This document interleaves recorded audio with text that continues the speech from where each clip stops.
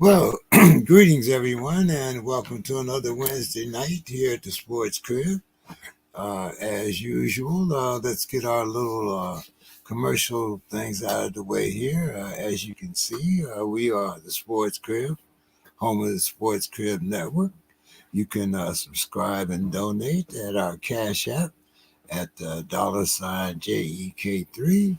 And with that, let's get on with the festivities. I see Dave is here, and I see Demetrius is here. Long, my. It's Hey, look, 2 weeks, man. What are we talking about? oh man. Well, you know, those just happen to be the 2 weeks that I Mr. know. showed up. Yeah, whatever. Yeah, Scott's been ducking me. yeah. I don't So, even giving Scott the time of day. so now it's the Pistons and the Timberwolves. Right, which I'm Yeah. not willing to have that conversation. You can count on exactly 0 hands the number of times I've showed up to the Sports Crib wearing a Piston shirt. Right.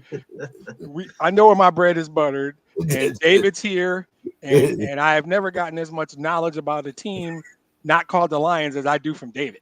I'm almost an expert on the Steelers, and that's all David. So, yeah, we can do Pistons in 2 years when we're relevant. Dave, how are you doing this evening? Doing all right.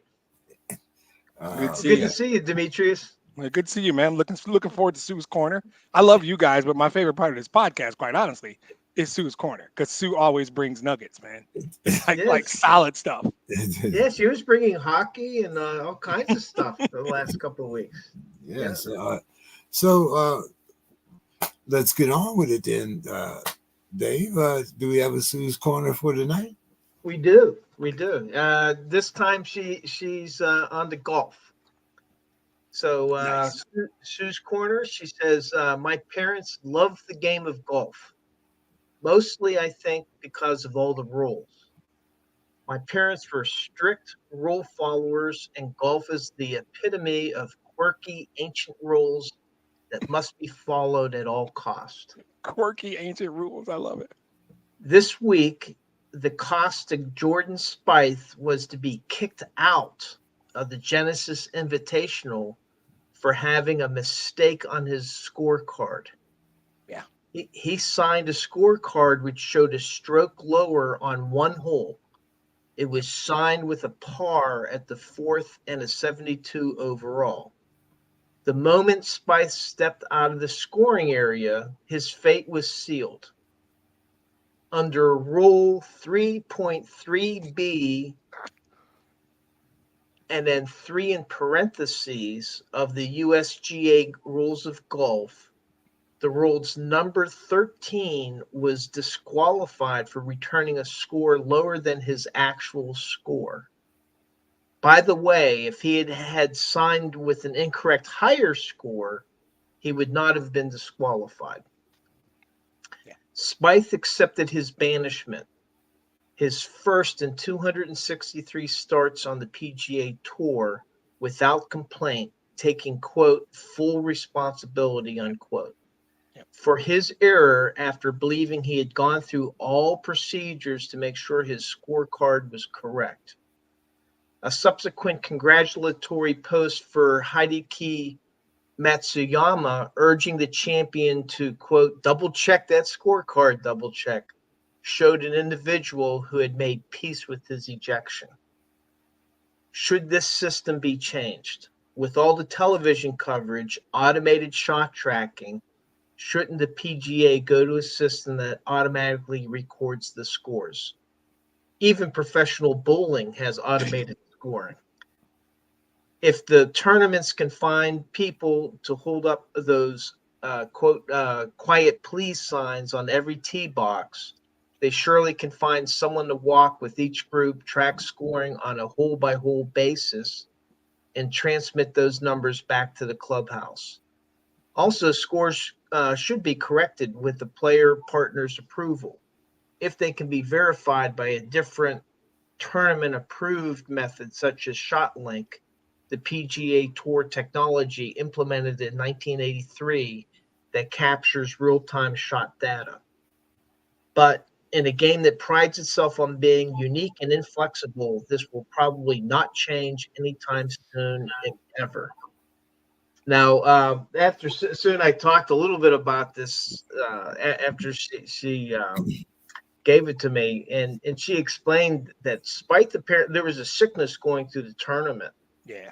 and a couple players had to, I don't know if they had to drop it, but it was interrupting their play, and Spieth had to go to the bathroom right before he submitted his scorecard, and she thinks, well, maybe he got distracted, but still, the idea is everybody knows what the score is before Right. he ever puts in his scorecard. Yeah. This is not the first time a golfer has been disqualified. Oh no. Happens actually often. So if I can jump in, James, I was a caddy in high school. Shout out to the Flint Golf Club. This is a important part of golf. It's about integrity. And Jordan Spieth has been playing golf for 25 years. Jordan Spieth knows this. And a lot of golfers have gotten disqualified for just signing the wrong card. It is a part of it. To me, it's knowing the rules and honoring the integrity of the game. When it started, well before any of us were born, including you, James. Well before any of us were born. They set the rules for this, and it was about not cheating. It was about not cheating because we live in a world where if people could cheat, they would. They keep track. Everything Sue said, they already do. There's a guy at every hole tracking it. This is about you going in and being honest about what you said. And the truth is, having been a caddy, it's actually the caddy's job. It's actually not Jordan Spieth, the caddy's job. So the caddy messes up. He trusts his caddy that is, and he's right. Tell Hideki Matsuyama, yo, bro, he really is saying, check your caddy, right? Because he is playing the game. He doesn't count. He trusts his caddy. That is the number one job. No, the second job of the caddy. Yeah. Clean the clubs. Make sure my clubs are clean is number one. Second job is track the score. Find the ball, track the score. That's literally the caddy's job. Find the ball first. Find the ball first. Right. Keep the clubs clean and track the score. So it really is a caddy thing. But it is, I think Sue used a great term in there, and I wish I remembered exactly how it was.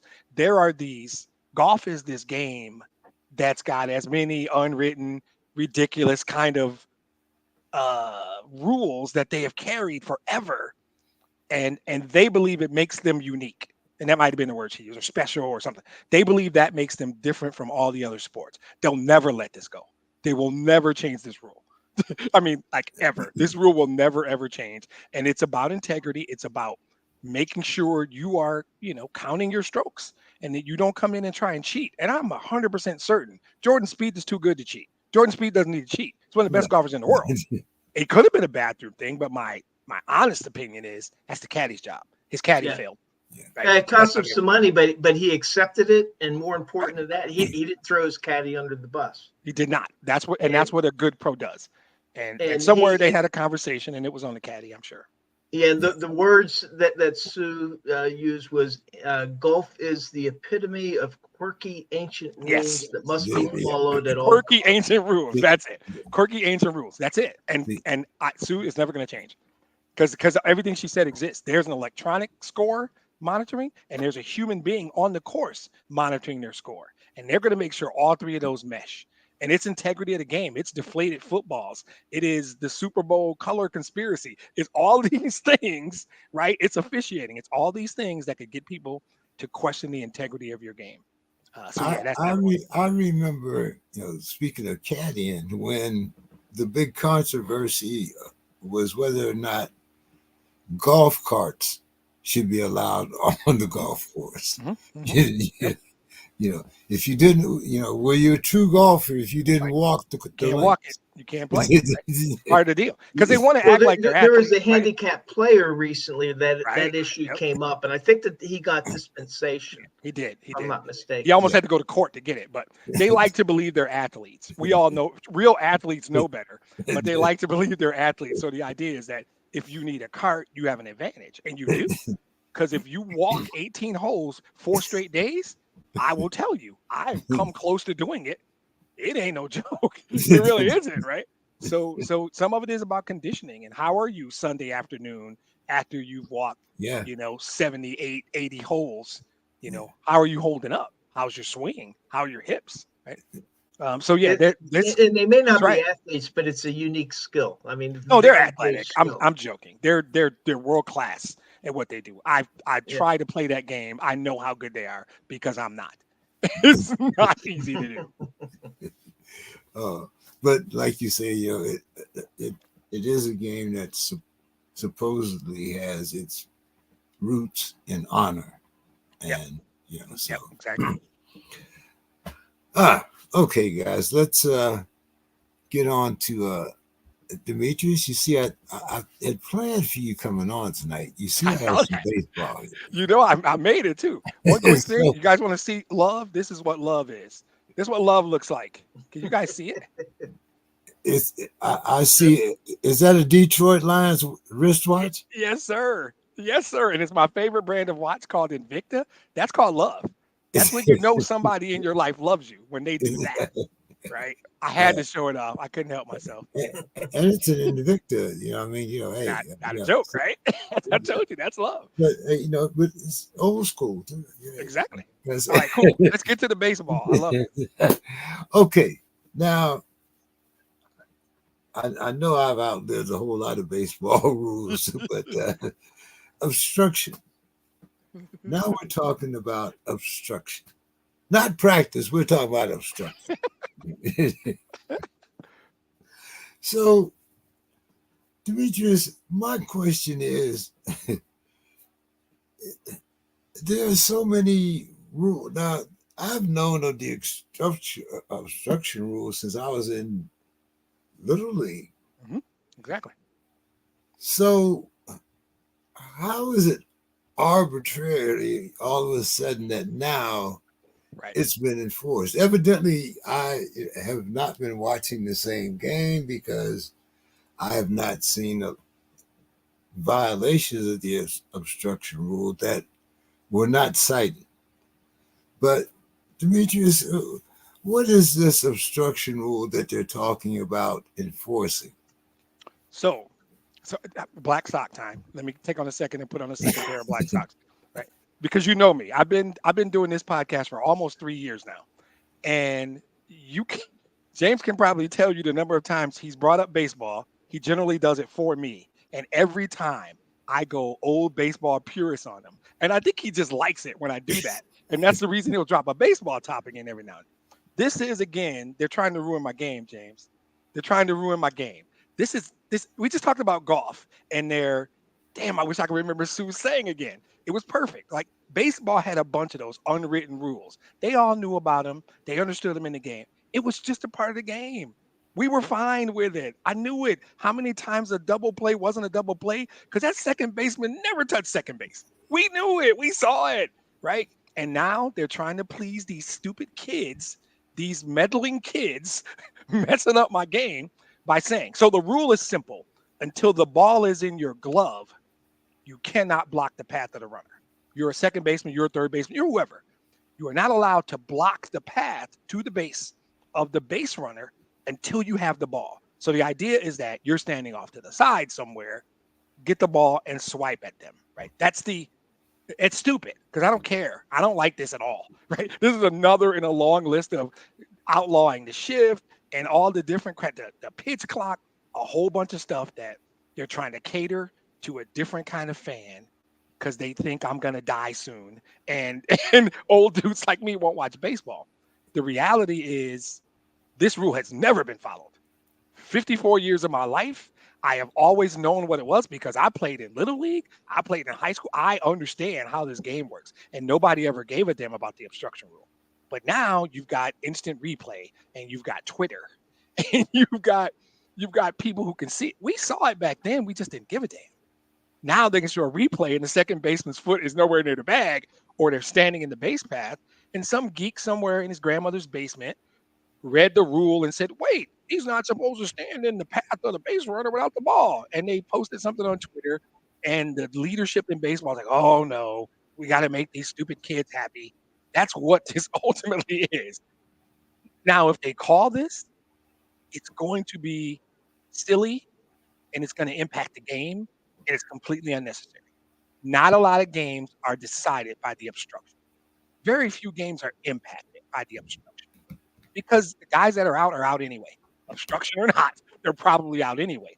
Obstruction, unless you're a base runner and you see the guy in your path and you're scared, so you slide one way or another, then you're just soft and you shouldn't be playing baseball. I'm going to be honest with you, right? The obstruction rule itself, in my opinion, has little to no impact on the game day in and day out. Now, it might be me wearing 2 pairs of black socks. I don't know. That's how I feel about it. This is stupid. This is dumb. But the rule is simply the infielder is not supposed to block or obstruct the path until the ball's in his glove. And it's never mattered. And we've never cared. So this is like changing a rule for the sake of saying we're changing a rule and making the game better for you kids. And nobody actually gives a damn. That's my opinion. Sorry, David. I took all the time on that one. Well, Demetrius, I want to say, unfortunately, there's just like the 50-year curse on the Detroit Lions. There's a Pittsburgh link to this. Oh, really? rule. Nice. Yes. And but the odd thing about it is they've even increased the size of the baseball bats too. Yeah, exactly. So, but apparently Andrew McCutcheon is taking some credit for the rule change. Really? Because he brought this up last year apparently, and I guess part of what happened is they've introduced rules to encourage more base stealing. And so then what's happened is there's been an uptick of these, I guess the base runners were noticing an increase in the amount of obstruction that was happening. Yeah. And to increase the base stealing. And I guess McCutcheon had brought it up because, one player kind of slid in and got up kind of hurt. Yeah. And, he's saying that, hey, the increased steal attempts is resulting in more injuries. And so they brought it up. And I guess last year they tried to they did a little bit of enforcement of it to see if the rules that they had already put into place, including the bigger bags, how that would impact it. And I guess they decided to go to this stricter enforcement. So, it's just interesting. I mean, I never got used to the designated hitter. I'm still not used to the designated hitter. Nice. So I understand exactly where you're coming from. But I just wanted to let you know that unfortunately, it always comes back to Pittsburgh connection, and I'm like all things Pittsburgh, right? And I'm glad that the 50-year curse has been over for some time. It has been. Yeah, that curse was stupid. I would like to see the data end of the year because the data I would want to see is about base runners being thrown out, right? Because the first thing you said was they're trying to increase base stealing. There it is again. They're trying to change the game for these stupid little kids who don't actually love baseball. Stop trying to get them. Let them play their video games and they can watch and play Fortnite or whatever it is they do, because people who love baseball don't care about the obstruction rule. We never have. We never will, right? But they're trying to increase base stealing because they think that's going to make the game more exciting and get more young kids to watch. They make the bags bigger. They're doing all of this stuff, trying to pull in this demographic that's not me. Yeah, well, speaking of quirky ancient rules, wasn't there at one point, or maybe still is, where they had the baseballs that had to be treated with a certain mud that was coming from a certain creek bank? Yep. Does that still exist, or did they finally stop? No, that's a real thing. Yeah, that is a real thing, and it still exists. It's a treatment. I think it might be a little more open in the way they can do it, but there's a specific parameters around how baseballs are treated, and I just think, okay, if you're gonna change something that's going to improve the game, I'll buy it. But what we've been talking about the last 2 years are things that are trying to make the game more palatable for people who don't actually love baseball. That's been my problem with all of these rule changes, and I'm open to you guys telling me I'm wrong at any point in time. We can go through all of them, from the pitch clock to the shift, all these stupid rules. There is one that I do kind of like, and that is only being able to check the runner at the bag a couple of times, because I do miss base stealing. I do miss that element of the game. And it has brought more stolen bases back, more attempts, right? So I actually liked that rule because you'd have those pitchers. Now, I mean, They used to do it to Ricky Henderson, right? They'd check him at the bag 35 times. I was about to say that. Still steal it. So I was about to say that. I'm not discounting that, but it's something that had gotten away from the game that I do. Anybody remember Maury Wills? Yeah, Maury Wills, yeah. How many times did they check him at the bag? So, no. I'm not saying that at all. I'm just saying guys stopped going for it. Yes, that's it. So, but that's different. What Bo is saying is trying to get back to a thing that was once a great in the game. And he's not fundamentally changing rules or reinforcing rules. He is simply saying there was a behavior that pitchers started to do that was actually making the game worse. You put something in place to stop them from doing it to make the game what it used to be. I'm cool with that. I'm cool with that because, like you said, good base stealers are going to steal their bases. You can throw over 100 times. Willie McGee was getting his bags. Maury Wills was getting his bags. It didn't matter. But I think you're right. That kind of stuff I'm cool with. Some of this other stuff, it's two pairs of black socks. That's what it is. Yeah. Well, and I like the bigger bases. This is dumb. The obstruction. It was always there. Like, what are we talking about? I mean, so I'm with you. Like most of these rules I don't like. I've actually kind of come to peace with the pitch count. And you know, at first I was like, this is kind of terrible. But now that pitchers have kind of gotten used to it, I'm not that mad at it. Like I still don't love it, but I'm not mad at it anymore. Initially I was just like, this is stupid. What are we doing? And now it's sort of well, I don't mind that the like 5 pitchers in the league that wanted a 45-second windup. Right, exactly. Kind of move it along a little bit, especially if they were also checking a runner 35 times. You're like, okay, you know what? This second inning is taking a really long time. You know, those rules, I think, going to a couple games, I don't notice that, but the ones that kind of stick in my craw, and I'm not an aficionado like Demetrius, but one is the putting the guy on base in extra innings. It's ridiculous. That's and then the second one is not letting the defense shift. That's the second one. I mean, you know, the old school was if they shift, well, then a good batter beat the shift. Then he alternates his swing. Exactly. That's what. In fact, with the pitch count, they should have left the shift because it's onto your defense to be able to get there in time and get back in time. So, I mean, the pitch count actually would have made the shift harder to accomplish. So, I mean, besides, if you're a batter, learn to hit the other way. Exactly. That's what it is. When they told Miguel Cabrera about the shift, it got popular, I don't know, maybe 5-6 years ago. And one of the reporters asked Miguel Cabrera, you know, what if they implemented a shift? And he said, shift against me? And he just started laughing, right? To him, it was a joke. Miguel Cabrera can hit anywhere in any park. The dimensions don't matter. The weather don't. Hitters hit. Hitters can hit opposite field. They can hit to the pull field. They can hit straight up the middle. This is another example of, somebody complained about it. And it's, you know, it's freaking ESPN and stuff. If the shift was like it is now, where it's not allowed, right? A guy like Kyle Seager would have had a much better hitting career because he really only could hit one direction. Exactly. And if that's what you're trying to do, I just asked the question, why? Even the pitch clock. That's one I'm just accepting. I hate it. I swear to God, I hate it. Tell me how it makes the game better.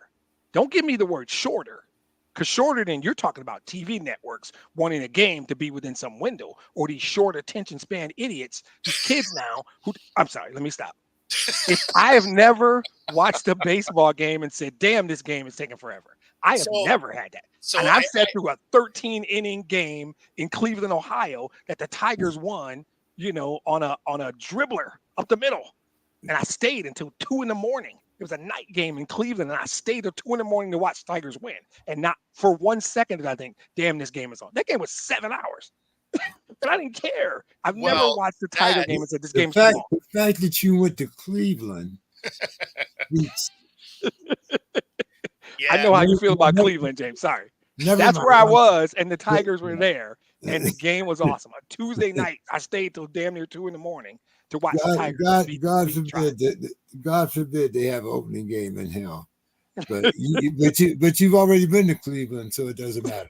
No, I've been to that game where it's the second inning and you have a pitcher that has a slow setup and they've been checking every runner and you're just like, okay, this has been like a 35-minute second inning here and no batters have hit yet. Like we're just throwing the ball around the yard. So I mean, there have been moments where I'm just like, okay, like, if we could maybe.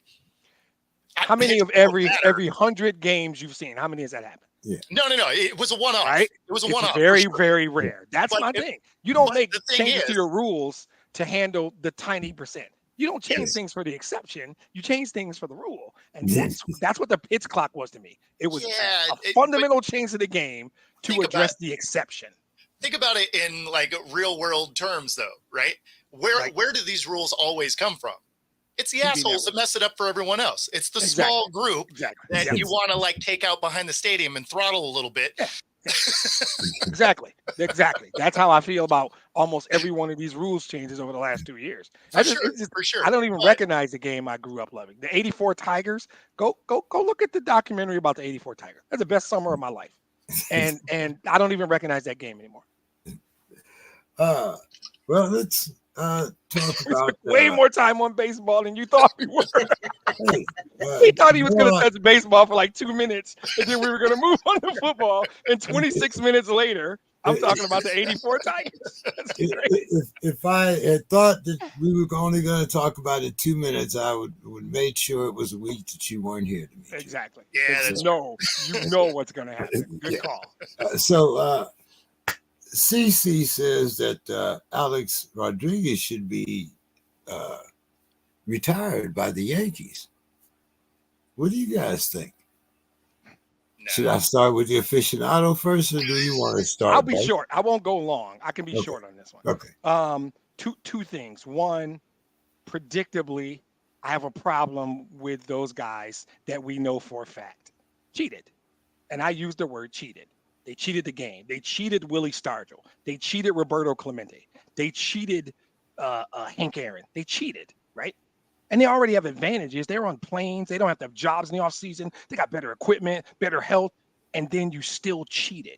I have a problem. Another podcast. I won't spend a lot of time. Second piece, and this is not my team, but that group, for that team, it's a special group. You get your Yankee number retired, you need to be on a different stratosphere. And I wouldn't disrespect like retired Detroit Tiger numbers. Ty Cobb was a horrible human being, but a great player, right? There are numbers retired there. A retired Yankee number, that list, they're going to run out of numbers if they're just retiring everybody. And this dude is on my list of guys that I don't say a lot of great things about. I don't say bad things about him. He's probably a nice human being, but he cheated, and we know he cheated. And to get into that group, DiMaggio, Mantle, think about the guys in that group that we're talking about. They didn't cheat. You're insulting Reggie Jackson to me. You retire A-Rod's number, you're insulting Reggie Jackson. You're insulting, like I said, all these greats, Mickey and DiMaggio, and no. So my answer is no for basically those two reasons. We know he's a cheater, and that group is special. Yep. If he was a Kansas City Royal, sure, no disrespect to them, right? but you can't just retire any old Yankee number. I don't think you should. It's the same reason he's trending towards not making the Hall of Fame. Exactly. So I'm fine with him not being in there. Me too. Plus, and I'm not even a Yankee fan, but as a Mariners fan, the way he left, he can. We got some extra, like, eat it. I was wondering if you were going to do a Seattle take on that. I was like, is Mo going to ignore the Seattle piece on this? We'll just throw a little. We'll just throw that little barb in there. Yeah. All right, David. I mean, I tend to favor limiting the number of retired numbers. I'm not a big fan of retiring a bunch of numbers, but on the other hand, I'm fine if the Yankees want to retire his number. To me, it's up to the Yankees, and I'm not a Yankees fan. They are the Death Star of baseball, over this whole thing. Great analogy. To me, it's up to the Yankees. If they want him in, if they want to retire his number, then let them deal with it. And then people will criticize them for for doing that. But to me, it's completely up to the Yankees. But I kind of I prefer when there's a extremely, if any, retired numbers, a very limited number of retired numbers. Yeah. I think you have a Zoom call with the descendants of Babe Ruth and Lou Gehrig. You put Jeter on the call, right? Get Jeter on the call. Have DNA tests done. Right. And ask them how they feel about it. Because I think what you're doing is Reggie Jackson and even a Dave Winfield, you're insulting. Get Mickey Mantle's son on there. You know, get Joe DiMaggio's grandkids on there. What do you guys think? And then I think that's a short Zoom call and it's over. Yeah, and Demetrius, you're getting some. No, it's not necessarily shade, but Feather Freebird is saying Demetrius may have to be included in the haters show. So he must have a bunch of haters. Who is saying? But then what? He follows up and he goes Feather Freebird, and he says, "I love him though." So here's the thing. So if there's a hater show and we're gonna do baseball rule changes, I'm in. So this is a show I'm going to be on. So this is actually my mom chiming in here. So let me give you some parameters of what this show is. So I'm on a daily show, right? Daily sports show. And it's called Coast to Coast, and we actually have guys. One of the co-hosts is from Philly, one's from the Houston area, and of course I'm here in Seattle, right? And we all had our own shows anyway, and we got brought together on this Roku TV show to do this daily sports show. And so we're going to do a single one-off show for all the people that are haters of us, whether it's us as a group or one of us individually. And we're going to let them call in during the show and just get out whatever craziness they have built up in their brain. And so we're going to call it the hater show, right? We're going to do an episode where it's literally just those haters calling into the show to tell them how much they hate us. And so it should be hilarious. Yeah, it sounds like Speaking of as the only Yankee fan here, I am saying hell no, he won't go. But that's oh man. Yeah. So let's see what else we're going to talk about here. Cornbread and Kool-Aid, I like it. Okay, so let's talk about. Bo, I'm glad you made it here because we wouldn't have we only had 3 questions here, so Well, no, I kept going through. I was like, "Where's my link?" You got to get to that Pac-12. Yeah, so they fired. Well, they agreed to part ways with George, and they hired Teresa. Yeah. As the first woman of a 2-team conference. Well, anyway. Yeah. So anyway, Oregon State and Washington State settled with the departing schools. And you might be able to tell us a little bit more about that, as well as the fact that Oregon State and Washington State are also becoming affiliates of the WCC. Are they affiliates, members? What does that mean, Bo? Yeah, break all that down, Bo. We're still trying to figure out what that means. I think it's basically so they can plan on basically filling out schedules, right? But outside of that, I'm not entirely sure what that's going to mean altogether. So I still have some more research to do there. So jury's out on what exactly that means. Settling with the schools, they had to do that to move forward. So that wasn't a shock. And of course, moving on from George made total sense because he's the guy that helped guide this thing into the mountainside. So so Teresa gets the job, right? And in a way, you hope she has success, right? Because she's the first one of they're loosely calling it a Power 5 conference. There's zero power in this conference, but let's just pretend, right, that is what it is. It's a 2-school conference. So it's not like they were going to attract talent from the other conferences to take this job, right? Especially considering it really only has 2 years of them for them to try and figure it out. So, I mean, it's not like it's a long-standing conference that's going to continue going or anything like that, right? Like it's a 2-year trial run. Hope we can figure it out and make it into something. Again, you're not going to steal any staff from the power conferences that still exist. So she gets this job. What's worrisome about it is she was part of that leadership group that drove this thing into the ground to begin with. She was an assistant director and then an assistant commissioner. So she was right there through this whole process that became this smoldering pile of ash on the ground. So I'm not bitter about it at all. I can tell. But so, yeah, I mean, like, I hope she has success. I hope they can do something with it, just because tradition alone, you hope the Pac-12 can survive. I don't see a path for them where they really do, because even if they do attract other schools, especially if we're talking about D1 football, they're not going to be that caliber of schools, right? Your Pac-12 basically turns into the Mountain West, where, yeah, they have an entire conference, but Boise State's the only football school in it. So in this case, they may fill it out with other schools, but it's going to be Oregon State and Washington State, and it's not exactly like they're football powerhouses anyway.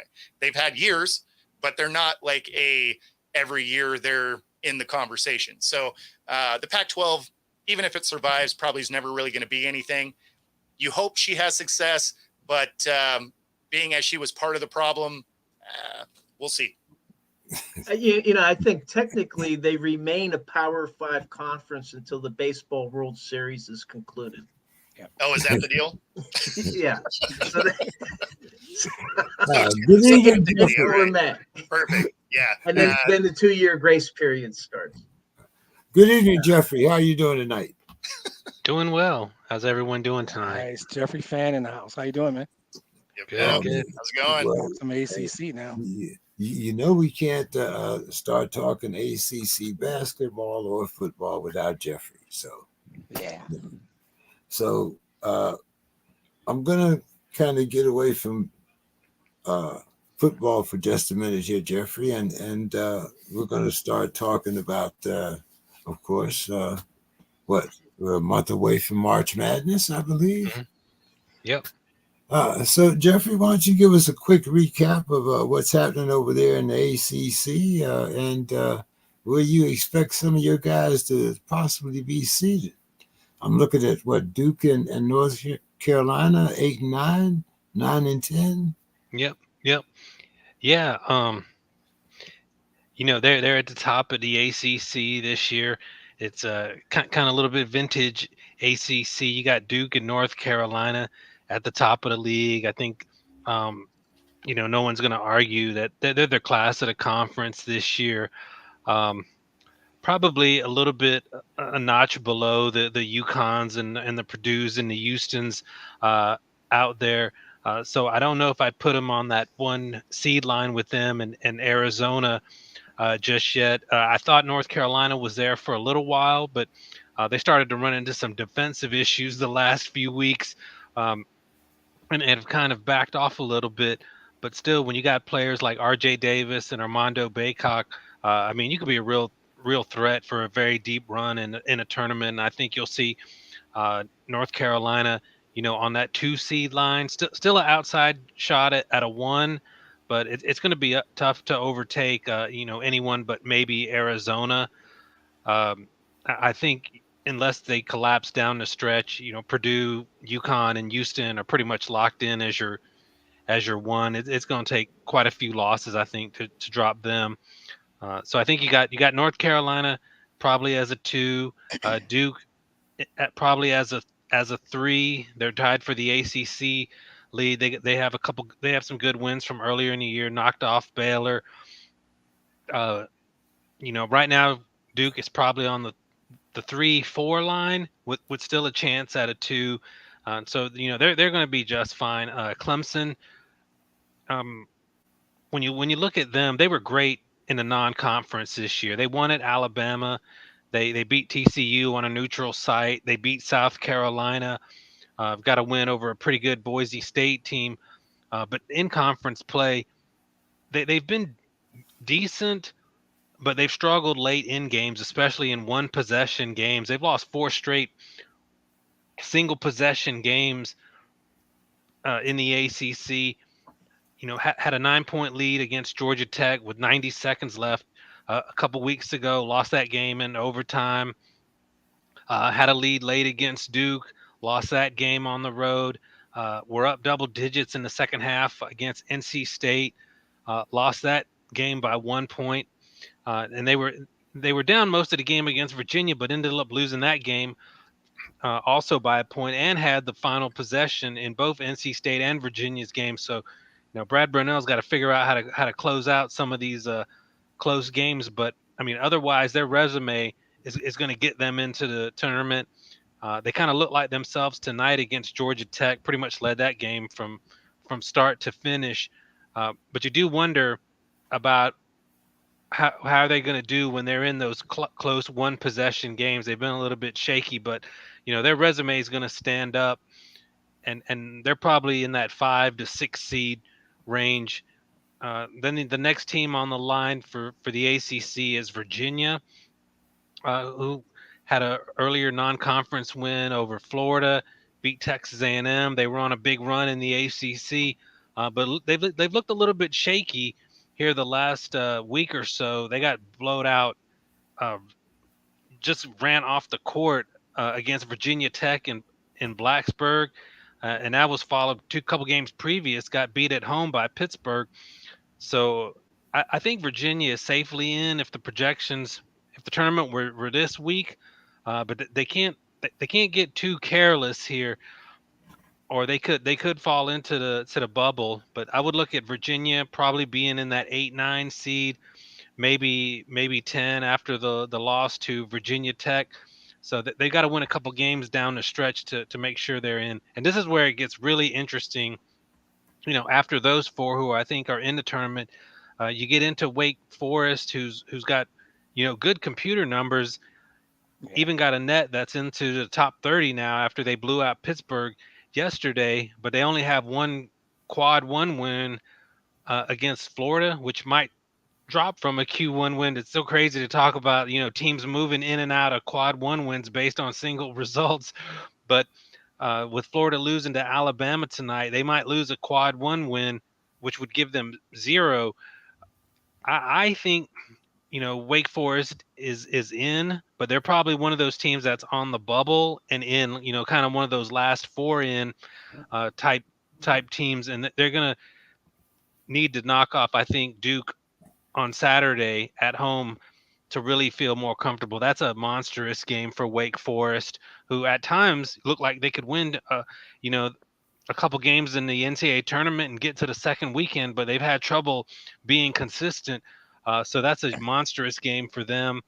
But they suck on the road, don't they? They're really good at home, but they don't play well on the road, do they? They don't. They have struggled on the road, and they had an opportunity recently against Virginia.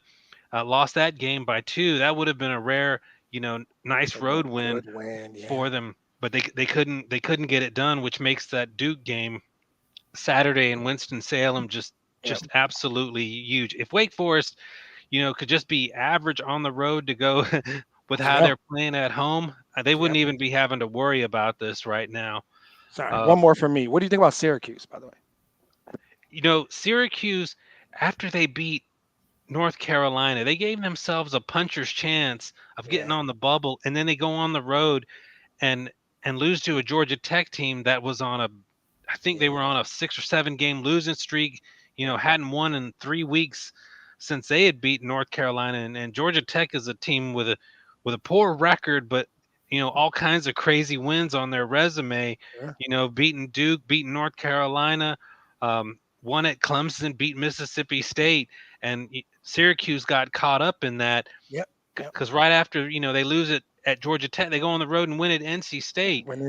Right? Yeah, and if they would have beaten Georgia Tech, I don't think you would have them in the tournament, but you would have them on the bubble, and they could really, think about it. Now they've got work to make up for that Georgia Tech loss. I think if they get in, they're sneaky, kind of scary, right? Yeah, because they have the Mintz kid who's such a good scorer, and I think anytime a team has like a truly dominant scorer, when they get into March and tournament play, that kind of player can carry you. One guy. Yep. Yeah, one guy. We've seen one guy carry you all the way to the the Sure. tournament. I'm trying to think. I think it was like Kemba Walker or something for UConn went bananas a few Did a years bunch. ago. Danny Manning did it way back in the day. Yeah. Carmelo did it. You can do it. You can do it. Yeah. Yeah. That's for sure. And I think a team like Syracuse with Mintz or Pittsburgh, if they could get in with Henson, who can just go off at times. Yeah. I mean, they can win a game or two in the tournament. And Pittsburgh's another team that was off the radar, went on a very nice winning streak, and then lost at Wake Forest. So I think Pittsburgh is a very dangerous team to keep an eye on. Probably not in the field, but they're right there on the bubble. Yeah. But if one of those teams like Pitt or NC State or Syracuse could go deep in the tournament, right? Probably fall to one of the top dogs. They'd still have a chance, right? Those teams still have a chance to close strong and like you said, be right in the bubble. Sneak in. Jeffrey, speaking of road teams, we've seen UConn, they beat Marquette by 20. They go on the road to Creighton and get beat by 20. And I'm not sure when's the last time that they've won a road game against a top 5 rated team. Even Creighton, as I said, was number 15. What do you think about the Huskies? You think they might be peaking too soon? And are people sleeping on Houston? I mean, I think UConn is the best team in the country. They had just been, lighting up a really good Big East. They blew out Marquette. And I mean, it was just a matter of time, I think, before, it just kind of caught up with them. I don't think they had lost a game this calendar year. And you go on a road and play a team like Creighton who can light it up from 3. And I think for them, it was just one of those nights where, you run up on the road against a really good team on their game. And I can see Dan Hurley using this. I mean, he's just going to probably show this tape for the next 4 weeks, saying, hey, this It's actually is perfect timing. Exactly when they needed this to happen. Yeah.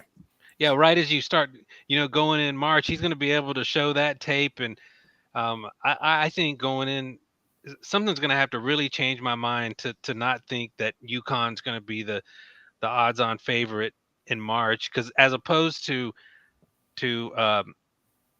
Purdue, who lost to Ohio State, they'd been struggling the last 2 or 3 weeks. I mean, they'd been in a lot of single-digit games, probably could have lost a couple or more.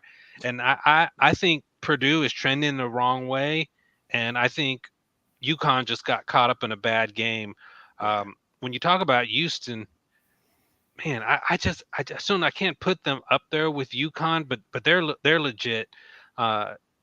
People thought they would kind of struggle going to the Big 12 and that really great basketball league, and they've just come on and knocking off the Iowa States, the Baylors. I know they lost to Kansas, but I mean that's really hard to win there at Kansas. But I'm not sure. I think Houston can win the national championship, but they're definitely going to be a tough out in March.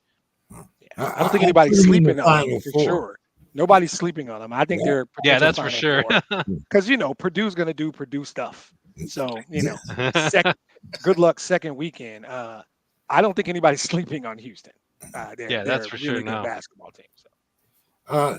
Jeffrey, I know you usually talk basketball, but I want to get I mentioned 4 coaches here that I thought were on maybe on the hot seat or so-called hot seat. What about that guy at North Carolina? What's going to happen this year for that University of North Carolina football team, Jeffrey? I'll be honest. I think the window closed on Mac Brown there. I mean, his last 2 quarterbacks are either playing in the NFL or about to be in the NFL. And he couldn't quite get over the hump. And I mean, they had really good talent on the offensive side of the ball. I mean, I would say offensively, talent wise, there might not have been 10 better teams in all of college football talent wise, and they just couldn't get that defense straight. They got out of the gate, in seasons with these 6-0, 9-1 starts, and then they just finished so poorly.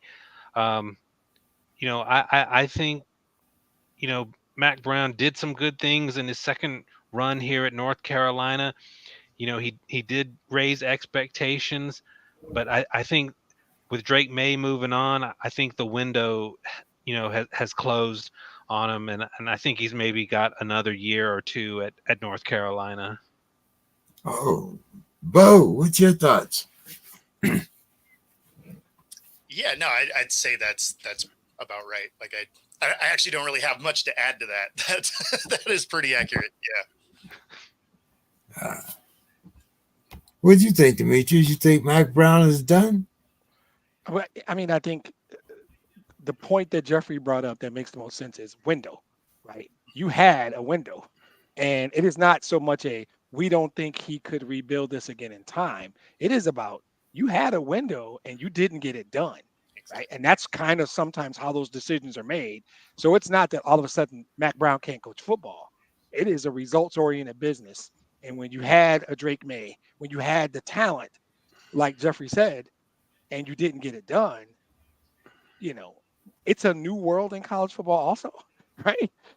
With all the things, the NIL and all the stuff that's happening there, I generally don't go, oh man, right? I go, oh man, in a positive way.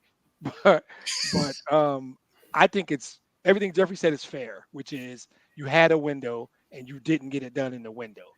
And I don't know if, unless something miraculous happens this coming season, I don't, a year from now, I think he's working for ESPN or something. I don't know, something like that. Maybe Fox. That's right. You just not here. Right. I think that X factor, Demetrius just touched on it. It's that transfer portal. Yep. And it's like James Franklin from Penn State said, is you have to embrace it in order to be a successful coach in college today. So maybe what could happen is if they somehow land a quarterback through the transfer portal, start a whole new buzz over, and now you're not at the point of where, hey, who's in the pipeline. All of a sudden, the transfer portal is you just plunge right into the. There's no pipeline anymore. Right, exactly. So but even if he that does, could change overnight. Even if he's successful there, history says he still won't get it done. Because to Jeffrey's point, he's had talented teams in the last half dozen years, and he didn't get it done. So even if he can pull that part off, all of a sudden he's going to get the portal and understand how to work the new system. Even if he has the talent, does he get it done? Well, what it might do, though, is it might give him a little bit more time in order to turn the corner. Yeah. That's my point. Bo, let's keep talking about these coaches here. Alabama's new coach, Kalen DeBoer, or Penn State, James Franklin. Who has more to prove? This coming season. Yeah, so the pressure is going to be on DeBoer, right? And the biggest reason for that is he's taking over for the great Saban, right? And so you're going to have a lot of pressure, especially with a team that is still got a lot of talent on it. It was in the championship conversation. So he's going to have the most to prove coming in because he has to be able to prove he can fill those shoes. And we'll see. I think he can. I think he's a good enough coach to do it. But, I think he has the most pressure to do something. What do you think, Dave? Alabama or Penn State? No, I think following a legend is definitely the bigger pressure, in terms of, okay, because fans are going to be, I don't think that the fans' expectations are going to go down all of a sudden. They're still going to want to be back right in it. And for James Franklin, hey, they've had some top 10 teams, but they haven't quite made the college football playoff. the Penn State fans are they're good fans. You know, they fill up that stadium, but I don't think that they're as rabid as the Alabama fan base. And for James Franklin, you know, what's going to happen with this Drew Allard? Is he going to prove to be the quarterback that's going to help Penn State get into the college football playoff? And so that's who he's riding, and we'll see if they're successful with that. But I would have to say that Kalen DeBoer, it's always tough to follow a legend. You agree, Reggie? I mean, Demetrius, sorry. Oh man, I do. I miss Reggie though. I miss Reggie. Reggie's my guy. I miss Reggie. I would say that in all the time I've been on SportsKRIB, James, the best question ever. The two-part question here, because I can make a case for all four of these guys. I really can. I mean, for DeBoer, it's everything the guy said. Still Alabama. They don't care. You're on the payroll. You're Alabama's coach. We're Alabama. The expectations are automatic. James Franklin, please win one big game. Can you win one big game against anybody ever? Right? That's where you are with that guy. Now, David made a great point. That passion and rabidness, it's called Happy Valley, for God's sake. They don't right? For them to get mad and fire the coach. He wins 9 games. He gets them to a nice bowl, probably a New Year's 6 game in the Big Ten East. So he's not a bad coach. Dude, win one big game. Ohio State, Michigan. Win one big game, and I change your narrative. And if I can just jump the gun to the other two, same deal. Lincoln Riley, what the hell? Clock's ticking, bro. And for Day, it's easy. You got to beat that other team that I don't talk about. You got to find a way to beat that other team that I don't talk about. All 4 of these are great questions. Great question. So I think my answer ultimately is probably the Bama, right? It's still DeBoer because it's Bama. I don't know how to get around that. But that's a great question. So, Jeffrey, you can take them in either order that you wish. Yeah, I jumped the gun. Sorry. No, I agree with the other panelists here. It's DeBoer. I mean, that's just a tremendous amount of pressure. I mean, you want to be you don't want to be the guy that follows the legend. You want to be the guy that follows the guy who followed the legend. It's just and failed, right? Exactly. Yeah, I mean, he could go to Alabama, make the playoffs the next 2 years, play for the title, and he could finish in the top 3 both years. But if he doesn't win a national title, they're gonna be ready to run him out of Tuscaloosa. Exactly. And I mean, I'm sure in his mind, he's making his 9 or 10 million. It was worth it. But man, he is just gonna be under an ungodly amount of pressure. I think when you look at like James Franklin, just like Dimitri said, it's absolutely true. When's he going to win a big game? But a coach like him and a program like that is going to be one of the biggest beneficiaries of the expanded playoff. Yep. Because, most likely Penn State is going to be one of those teams. They're going to, I don't know which year or how often they'll get it, but they're going to get an at-large bid. Yep. Because they're going to be a top 10 team, have a loss to Michigan, have a loss to Ohio State, Exactly. and be 10-2. And, I think that's going to take some pressure off of them because they'll be capable of winning a game in the playoff. And, he'll be looking to say, oh, I've made it into the, quarterfinals or semifinals of it and still basically be the same program and same coach he was as now. But, I think that, that playoff scenario is going to benefit a program like his the most. And then, Lincoln Riley, I mean, yeah, he's got to build a he's just been living and dying with that transfer portal and Caleb Williams at quarterback. And, he's going to have to set a solid foundation or they're not going to be very patient with him at USC. I think they're going to give him a little bit of room here. I don't think he's like immediately on the hot seat, but I think he's got to build some foundational things there at USC. But in the end, I think it's DeBoer. He's on the hot seat with Alabama fans from day one, unless he wins a national championship. Yeah, they didn't even like his press conference. No. Yeah, there were people scrutinizing his press conference. That's how Alabama does it. They don't mess around there. They don't. All right, Jeffrey, I know you said you were on a hard schedule tonight, so we appreciate you dropping in, answering a few questions with us. Why don't you give us your final thoughts, man? And we'll be tapping in on that ACC much before the tournament. Oh yeah, so appreciate you all let me on the show, sharing some opinions and all. Always enjoy it. Yeah, this time, we're just around the corner from March Madness, and you, you look at what they're trying to do with the college football playoff, and we'll see what comes out of it. But I mean, the auto bids and this and that, whatever they're trying to do, you know, They got to get a TV contract first. yeah, they got all this going on with college football, but NCAA basketball does the postseason right, and I can't wait for it. I mean, the Cinderellas, the auto bids from the small conferences. I mean, last year there was only one Power 5 school in the Final Four, so I mean, no matter how you want to steer, March Madness, it's a wide open 68 team tournament that you get in, you got a shot. There's no premeditated stuff going on. So I mean, I just can't wait for March Madness. It's the postseason event for me. I love college football. I love the regular season, but they got the postseason all kinds of messed up. So I'm just looking forward to March Madness, and come back in here and talk to you guys about that.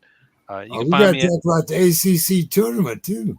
I mean, if things keep going over the way the next week, you got the 4 teams I think are locks, and then you might have 3 or 4 teams, trying to put a run into the ACC tournament and get into that field and try to get a 5th, maybe 6th bid for the ACC. So, yeah, looking forward to that. Find me on Twitter at Talking ACC Sports and blogging at allsportsdiscussion.com. And as always, enjoy it. All right. Enjoy being on the show. Good to see you, Jeffrey. Take care, Jeff. Thank you. Good evening, Mr. Scott. How are you this evening? Very good, gentlemen. Very good. Doing very Mr. well. Scott, good to see you as always. Enjoying back. Last week I was a little upset about our snow, and it's all gone now. Everything, skies are clear. Everything's going very well now. Nice. Get the queue out, and things are going good. And it's so wonderful to see Demetrius. I mean, just what a wonderful patriot. What wonderful to see Demetrius. Mr. Scott, you know, it's all love. It's good to see you, my man. So, Mr. Scott, we were talking about coaches that we thought are on the hot seat this year, and it came across 2 here. We talked about Mac Brown, North Carolina, but who do you think has the most pressure this year? The new coach at Alabama, Caitlin DeBoer, or Penn State's James Franklin? As Demetrius said, can you win just one game? I mean, yeah, I think I caught the tail end of that. And Demetrius, his just soliloquies are just so. I just love listening to the soliloquy. How can you not? How can you not? I'm going to pass on the question because I'm not a big college basketball guy. That's why I tuned in later. Oh, that was football, Mr. Scott. But anyway, well, college sports in general. I mean, I do follow them. I mean, I remember taking my son. They had the Final Four here years ago. My sons were just big basketball players, and they wanted to see Nick Van Exel. And we went to a practice at the Metrodome. We talked to Nick, and Bobby Knight comes in, and he walks in like he's the king of the world. I mean, he had this big sweat, and then he just sat down and crossed his legs during the practice. He never didn't do anything, didn't get up and coach, or they just had everybody else do everything. I thought that's but sounds like Bobby Knight. Was here in Minnesota. A titan of the game. So, Bo, what's your thoughts here on Day or? I think you started. Which one you started out with? The first one, right? He did the first 2, and I did the first 2. Yeah. So I think Day has the shorter leash here, and they haven't been able to get over Michigan, right? And now that Harbaugh's gone, if he still falls short, he's definitely out the door. Yeah. Lincoln Riley, I think, has a year or two left, kind of regardless of how it goes down. So I'm going to go with Day has more pressure out of these two. Out of the four, it's still DeBoer the whole way. But Day, if he loses a specific game, I would say his tenure is over. And that could be part of why Chip Kelly decided to go there, because then he could just slide into that spot. Or maybe he's just really not loving the recruiting / portal / NIL aspect of the new college football layout, and he wants to be a coordinator so he didn't have to deal with it. Yeah. Can't argue with either reason, actually. Boy, as an Ohio State fan, I have to say the same thing I said about Alex Rodriguez. I don't think so, but damn. Dave, what's your thoughts here? I too think Day has a lot of pressure this year, but I would say Day, and I think the other thing is I would continue, the theme of the passion of the team. They have to beat Michigan. Yep. They can be undefeated, and if they lose that one game, it's an unsuccessful season.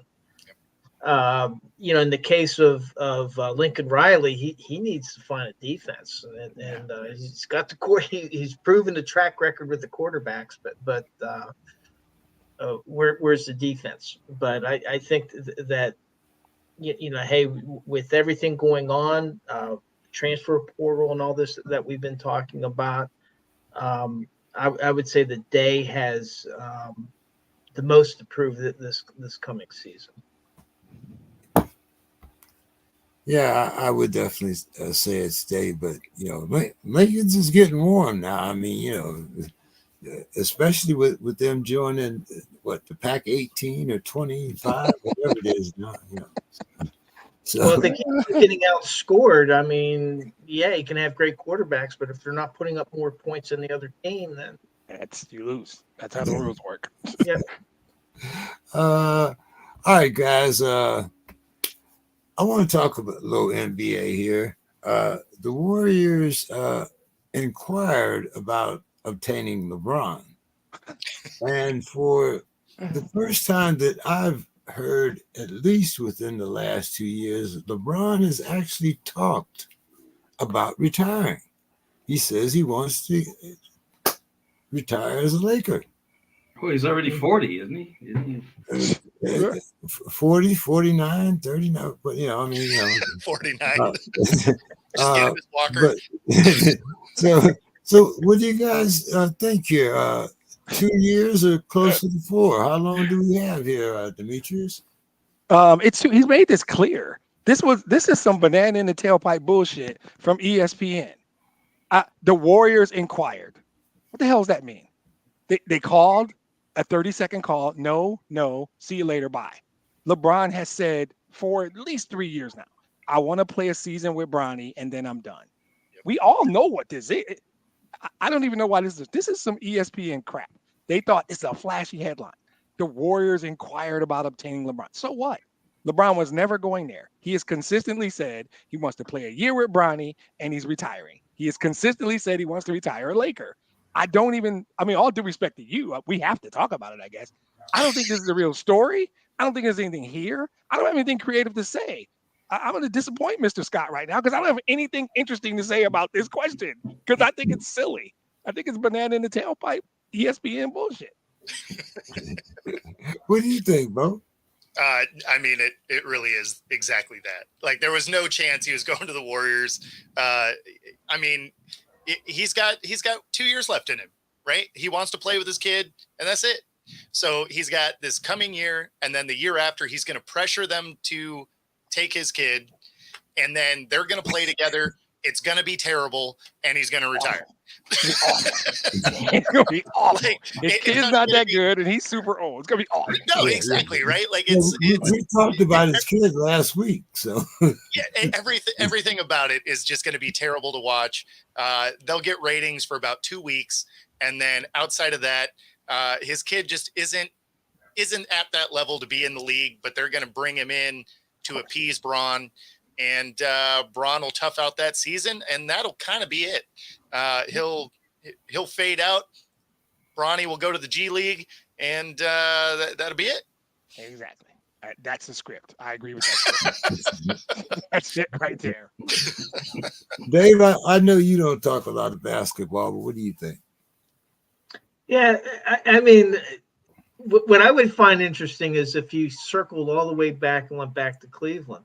I think, that's where it all started. It's where he's from. That would be nice, but he's already said what he wants, and so why don't you just accept what he said that he wants, rather than create these new storylines? It's because it's a really slow time of year. Yeah, it is. So slow. I fully expect him to get what he wants. He seems to have gotten what he wants his entire career. Yep. Why change? Yeah, Mr. Scott, what do you think here? Well, the rumors that I hear in Vegas is that they're going to end up with an NBA team, and that it's going to be LeBron as the president and owner. And I think that's a good possibility that could happen. I mean, Michael Jordan went that way to be an owner, and I think LeBron is following that cab of Michael Jordan as much as he can. Oh man, that means Bronny might actually stay in the league. The Vegas team, yeah. So I think that's a good possibility that he'd end up as some type of an owner. And I think Vegas, they want a team there. That's, the hot spot right now for sports with Vegas, hockey and football. And I don't know if they have baseball yet. I know Oakland is talking about going to Vegas. So I think LeBron is, he's winding down as far as playing. But again, you have to give it to the man. I mean, this year, man, he has just been outstanding. And I mean, sometimes the rules are kind of like Matador defense. I mean, I kind of look at some of the old games when you come into the post. Yeah. I mean, they don't play defense. They don't really. Mr. Scott, they don't do that. They scored 200 points in the All-Star game. That's sad. How many pairs of black socks do I need to put on to talk about that game? Can we talk about that hot trash game? Yeah, I don't want to talk. I used to love it when Mr. Scott called him "Take My Talents." It's clearly softened on him because he calls him by his name now. He used to only refer to him as "Take My Talents," and I love that. And he likes him now, so he's calling him by his name. So, well, you have to give it to him. I mean, at his age and what he's doing, was accomplishing. And then he won whatever this rinky-dink tournament they had last year. What was it? The in-season tournament, because we can't get people engaged long enough to play basketball all year. Did we not love those in-season tournament games? I didn't watch any of them. They've gotten so gimmicky, really, in basketball that it's really kind of hard to take it, completely serious now, because the way they, 200 points in an all-star game. I mean, there's no Matador defense was accurate. The Pistons only have 8 wins, so I don't really give a damn about much of this anyway. This is the state of the league. This is the state of the league, right? This is what makes the NBA almost unwatchable, right? And by almost, I mean I don't watch it. So completely, right? Yeah. I mean, you have almost 400 collective points in the All-Star game, which means zero defense is being played. Yeah. You have a in-season tournament. They now have a 65-game rule saying you have to play 80% of the games, and you're still getting all of your pay whether you do or you don't. You just can't be all in. I can't play tomorrow if I played today. I can't play tomorrow. Right, exactly. You play 2 days in a row? What? Like the status of the league is so disappointing to watch, because they're making more than they've ever made, and there's less effort than there's ever been. Exactly. It is the most frustrating thing to watch. And so the Lakers are going to hang a banner that says, hey, we played pretty good for a month, and then they are terrible the rest of the season. I just, man, we played great on Tuesdays and Thursdays, but the rest of the week we did not play well. Yeah. I mean, so they celebrated. They had a trophy and everything. 100%. Yeah, no, I am absolutely I am wearing the black socks right now and saying the NBA is just hot trash as an organization at this point. I can't wait for the Pistons to win the in-season tournament. I'm looking so forward. It's gonna be a beautiful day in my house. Oh man, it'll be the Knicks. It'll be the first thing they've won forever. Oh, okay, guys. We've trashed the new realm of baseball fans. Now we've trashed the NBA. So right now our viewership is right down to us 5. But anyway, as it should be. Damn it. so let's Just talk yelling about into the wind. Exactly. Screaming about nothing. oh. Uh, So, going on to the NFL here. Bo, athletes first. The agency that's representing C.J. Stroud tells the NFL that its prospects will skip all pre-draft cognitive testing. Yep. And this is because of course, C.J.'s scores being leaked. Yep. And then he sets the league on fire. So, what's your thoughts on this, Bo? Honestly, it's the right move. Like if I had an agency, I would tell my people to not do it too, because the only thing that can really happen out of it, if you're good at it, cool. You're supposed to be good at it. You're a quarterback. If you're bad at it, they're going to highlight it. And now we've seen that they'll leak it. And so I wouldn't take it either. Right. It's kind of like if you were playing a bad school on a college schedule. Right. If you beat them convincingly, nobody cares. You're supposed to. If you beat them close, people are like, what's going on? If you happen to lose, it can tank your whole season. This test is like that for a quarterback. It's like, okay, well, if you pass it, it's like, yeah, good. You're supposed to pass it. But if you don't, now they're like, man, this guy can't figure out how to get out of a wet paper bag. So yeah, I would tell my clients not to take it either. Dave. Well, they used to be a lot more public with the Wonderlic scores. I remember seeing list of everybody listed. So as a fan, I want to have more information. I'm curious about it. The more information I have, the better. But to Bo's point is that publishing those thing, one is how good are these? Is the Wonderlic test? I've taken like the sample tests, and they are under the timer. They are pretty difficult to achieve a good score on there. But the thing is number one, that can affect your draft selection, where you're putting the draft. And then also in the future, this could impact your negotiating position in contract negotiation. So I can completely get where a player would not want necessarily to have their Wonderlic scores published, especially if they're not so good. If they're good, well, yeah, of course, who cares who knows that?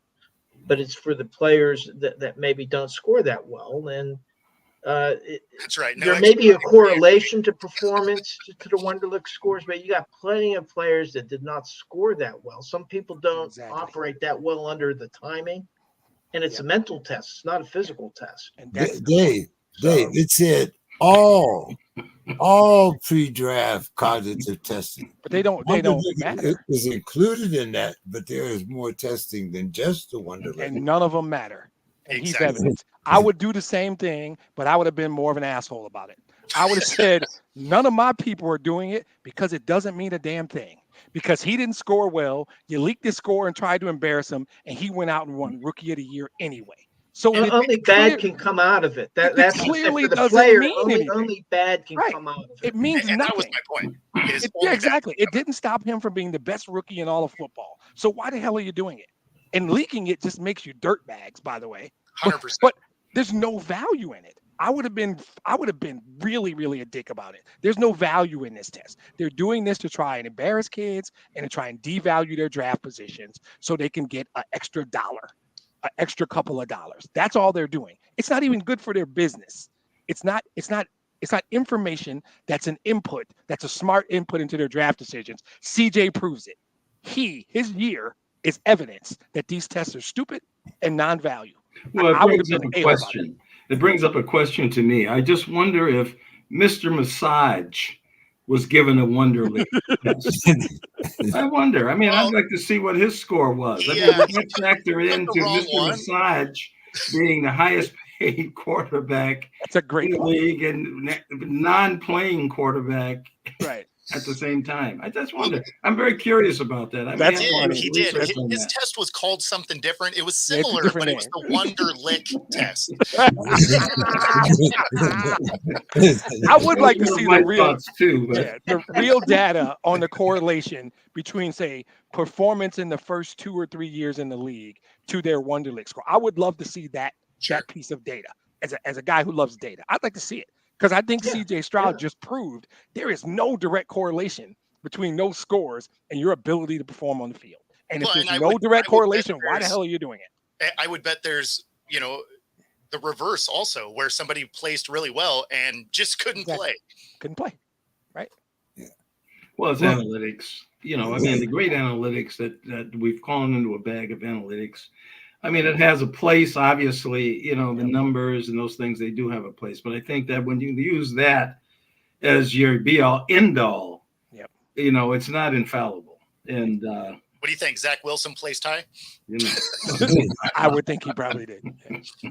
I think more than that, though, they use it as a tool to negatively impact draft position and Exactly. take money out of these kids' pockets. That's why I think it's a dirtbag move. You're right. It's another piece of data that should go in with a whole bunch of other data, but it can't be. And leaking it just makes you dirtbags. It just I mean, I think from the team's perspective, I think that they want to know are the athletes that they're considering drafting educable? Are they going to be able to learn new offensive schemes or defensive schemes depending on what side of the ball that they're playing on?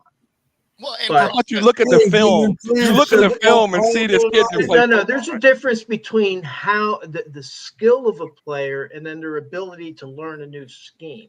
well, So you could have a very talented player, but then if he's traded to another team or if he's drafted by a team and he was very successful under one scheme, but he's unable to learn the new scheme, then there's a problem. I agree. Well, You get that by talking to other coaches. coaches. You don't get Well, that hold from on. a standardized test. Isn't going to tell you that. You Well, call I your get college it. coach. I You get talk it. to another Can coach. you give coaches? I'm just saying that it's there's teams that would want to know, is this player capable of learning the system? I don't think a that he standardized has test or gives the you the system? answer to that question, though. No, That's what I I'm think pushing that's back the on. element. I don't think But- you know but- that but- from that test. But hold on, guys. Going under that logic, Dave. What about coaches that can't? right. make the They same get thing? fired. That's- They get fired. Just Oh. like Matt Canada, he got fired in midseason. He couldn't produce with his offensive scheme. He got fired. Matt But he could Patricia, pro- but a he could literal probably rocket pass the scientist. Wonderlic test, Dave. Right. Matt Patricia is a literal rocket scientist. He's got a scientist, a PhD in rocket scientry or whatever the hell it's called. And he couldn't coach his way out of a paper bag. And he set my organization back 5 years. I mean, I'll use language, for example. The military uses what's called the D Lab in order to test recruits on their ability to learn foreign languages. And it's basically an artificial language. And they use this test, and if they score so high, they've determined that there's a much better success rate for these guys to go out to. It used to be out in Monterey, might still be out there, the Defense Language School, where they're much more likely to be successful in learning new languages. And basically, what these football players, and Bo probably knows better than all of us. I mean, in order to learn these schemes, sometimes you're basically learning. It might be the same defense, but you're kind of learning a new language. Sure. Yeah, but I want to go back to James's point of the coaching. I mean, what was the player that was with your great Pittsburgh Steelers and Tomlin? What was that receiver? What was that? Was it Antonio? Antonio Brown. Antonio Brown? He got him to play. He got him. Nobody else seems to be able to get him to play. Well, He I played for mean, them. he also got his brain ripped out of his skull by Perfect. Like, Coaching is definitely a part of it. Yeah. Let's kind of move on here. Mr. Scott, the NFL has suspended Jimmy Porn 2 games for using PEDs. The Raiders are going to release him before the March deadline, and that's going to cost him about $11.35 million in roster bonus. Mr. Scott, do you think that we're going to see that we've seen the last of Jimmy Porn, or do you think he's going to crop up somewhere else? I guess so, but I mean, I wonder about the test. When was he tested? I mean, when did this test come out? Is this after the season that he was tested? I mean, did they go through testing? It's not a true PED. It was a prescription that wasn't approved by the NFL. Yeah. It was something prescribed by his doctor, but it's on the list. It's on the ban list. It's on the list. Yeah. You have to get an exemption. So this is just a stupidity thing, right? At the end of the day, to me, this is just a stupidity. It's $11 million for being stupid. That's what it is. Exactly. And he's not that good, quite frankly. He's wrong. Yeah, he's had many chances. He's had many chances, and he's almost worn out his welcome, I think. But, to lose that type of money and I think that's still a gray area. This whole PEDS thing, this whole enhancement thing. I mean, they have this stuff on TV. I mean, marijuana is legal in just about every state, and it's just become a real gray area to me. It's actually very easy in the NFL, though. They have a list. Everybody knows it. He should have somebody in his group whose job it is. Hey, I got a headache. I'm thinking about take this. Let me text Johnny. Johnny, is this shit on the list? Yes or no? That's it. You're talking $11 million because he just didn't ask somebody a question.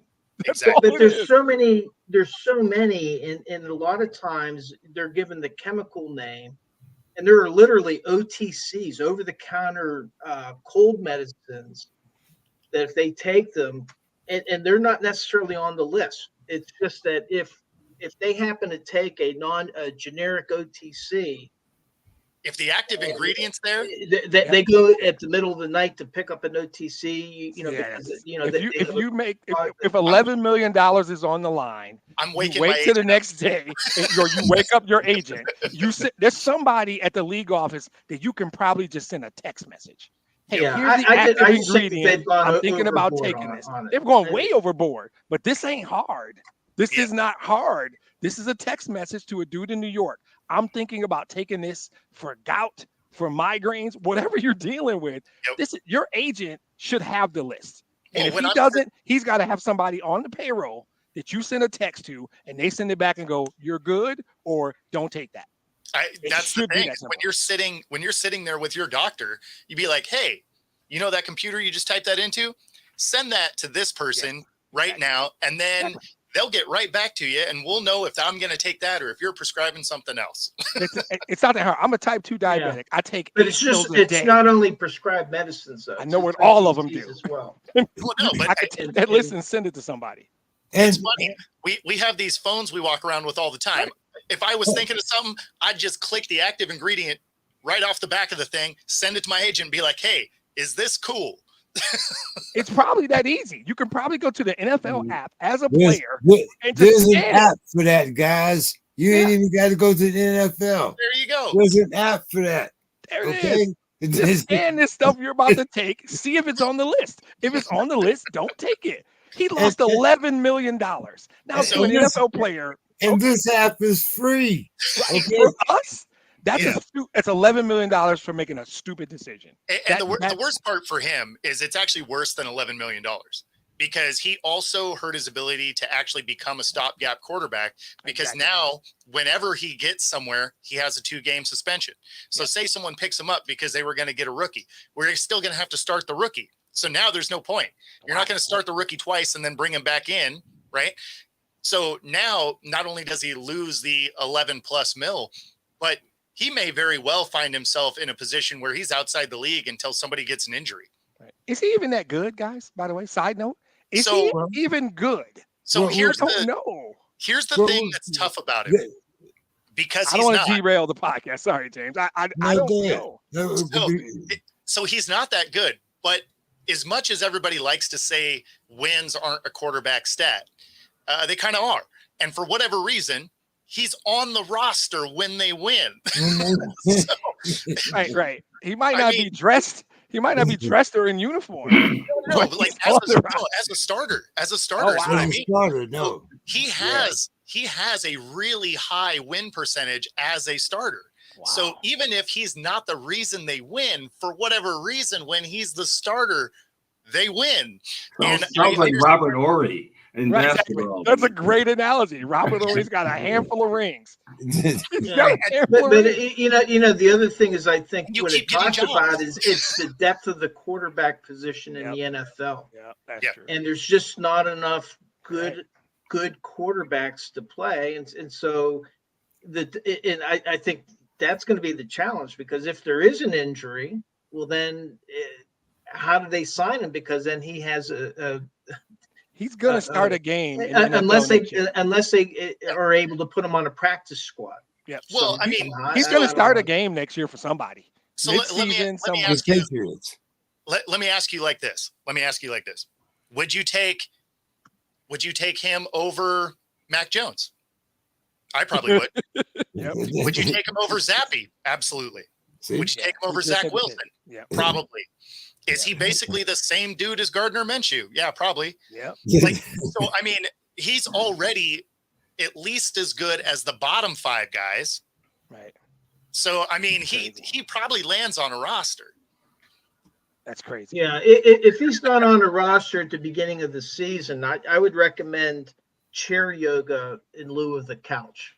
Just the chair yoga, just to stay limber, because with the number of injuries that they've been having, somebody's going to need a quarterback. Right. But with the dumbass decision like this, don't we wonder what his Wonderlic score was? What did he score making dumbass decisions like this? I mean, he was dating a porn star. I think we know. Bo's right. But okay. His dating habits should tell us all about his Wonderlic score. All right, guys. The Saints they hired Clint Kubiak, the former 49ers passing game specialist, as their new offensive coordinator. What did you think about that move, Dave? Well, there was a lot of Steeler fans that wanted him in Pittsburgh. He has 8 years as an NFL coach, and he's been a coordinator before. He was with the Vikings, and I think in 2021, and I think that the Vikings defense was right in the middle of the league. So. I guess we'll see. I mean, he's still young, and he already has some coordinator experience. So let's see what he has. What did you think about him while he was there with Minnesota, Mr. Scott? Yeah, well, the passing game has always been good. That hasn't held him back at all. So, it's probably a good move. Yeah, I think he did a good job here. What do you think, Demetrius? I think where he came from. I think his dad used to be Elway's backup in Denver, right? I assume that's his dad. Kurt. So there's what's his name? Gary. Yeah. So there's some pedigree there, and I think coming from where he came from, and he's worked in the systems that he's worked in, on paper it looks good. But Matt Patricia looked good on paper too. So we'll find out, I guess. Sorry guys, I'm still PTSD from Matt Patricia. But the thing is, who was the Saints quarterback? Great question. Because that's way more important than the coach. Well, it's Derek Carr. It's going to be Derek Carr. Yeah, he's still on the contract. It's still going to be David Carr, at least for you always call Derek Carr David. You know that? Yeah, I get that you always do. It's so I like this fit, because we saw what they weren't able to do last year, and the roster suggested it should have been a far better team than it was. So clearly it's coaching, and they decided to keep their coach. I don't know why, but not a Dennis Allen guy. I'm not. It's like, if you can take a roster like that in a division as bad as it was and find a way to still lose is amazing. The fact that you had guys like Vrabel get fired and Dennis Allen and Eberflus still have their job, just let you know that the NFL is bizarro world and anything is possible, because both those dudes should have been fired and somehow they're both employed. Maybe they should be drug testing the owners. There is no doubt. or Wonderlic testing the owners, man. That too. Yeah. Bo, the Chiefs pick up the option on Chris Jones' contract, and they retain the rights to use a franchise tag. What do you think there, Bo? The franchise or not the franchise? Yeah, I mean, they need him. I feel like they'll get something done, because if I recall, Mahomes is restructuring his deal yet again. Like, he's taking that Tom Brady playbook of, I'll take less money because I want rings. And his wife ain't even named Giselle. Exactly. His wife ain't a billionaire yet. Hey, I mean, you don't need to be. Like, just endorsement money alone pays probably as much as he's making in the NFL. So no, I like this move to pick up the option. I think they'll get a deal done, because, again, I'm pretty sure I read that Mahomes is restructuring yet again, and that should help the team get some of these signings done. What do you think, Demetrius? I think it's interesting because the franchise tag, if you recall, was supposed to be this deterrent. Right? It was supposed to be a thing that allowed players to have the ability to move. And it's very punitive. Like, if you look at the franchise tag, it is not a good thing for a team to do. If you love the guy, you sign him long term. You can spread his bonus out, prorate. You can help your cap situation. Franchise tagging this guy at this position is going to be a huge number, and it's going to be painful. But especially if they want to try and keep Snead as well, they may have to. So this is a really good example, like, of a litmus test of what they put the franchise tag in there for. Because by all accounts, this guy's in his prime. He should be able to go Reggie White, pick his team, go on a tour, and cash in. And it's supposed to be really punitive. And at the defensive tackle position, probably third to quarterback and left tackle, that's going to be a big tag. So if they do it, it's going to cost, because that's what it's designed to do. It's designed to be painful. This is his first tag, though, so it shouldn't be too bad. It's the second and third tags. Second and third tags are just not. It's crazy talk. You should never tag somebody twice. That's crazy. Yeah. But even a first tag at that position is going to be. It's going to get what, 28? Something it's going to be a big number. Yeah. Something like that. Yeah. Well, and that's like so for the Seahawks is Leonard Williams, right? Yep. He was a one year rental. They gave up a couple of draft picks to go get him, but he had been franchised twice. So if they were to try and franchise him, it's like $36 million. Exactly. So there's no way you can do that. And you don't want to. They don't want to use the tag. The tag was supposed to be no, we don't ever want to do this. It's supposed to get them to sit down with Chris Jones and sign him to a 5-year deal and let him get paid, a 4-year deal. Spread the bonus out, help your cap. Man, my team doesn't use that tag often because I think it is a bomb. It's a horrible idea. So I would be surprised if they do it. It's gonna hurt more than it's gonna. I mean, you get to keep the player for a year, but you either got to pay him next year or you let him go. So it will be interesting to see what they do. Well, what it is, and it is punitive, and that's the reason why each team is only allowed one tag per season. Right. Yeah. There are like 3 different tags. But I think what they've learned, I think last year there was only the tag was only used 6 times. Yep, exactly. And what's happened is it's designed to give the team a little bit more leverage on the team, where they have exclusive negotiating rights for that period of time. And if they fail to come to an agreement, then they have that player for a year. And ironically, he would make less money under this tag. I think he made $22 million last year. I think that includes the bonus, and the tag amount for his position, I think, is $19.8 million. Really? Well, that's why I think the first tag isn't usually that bad. Yeah.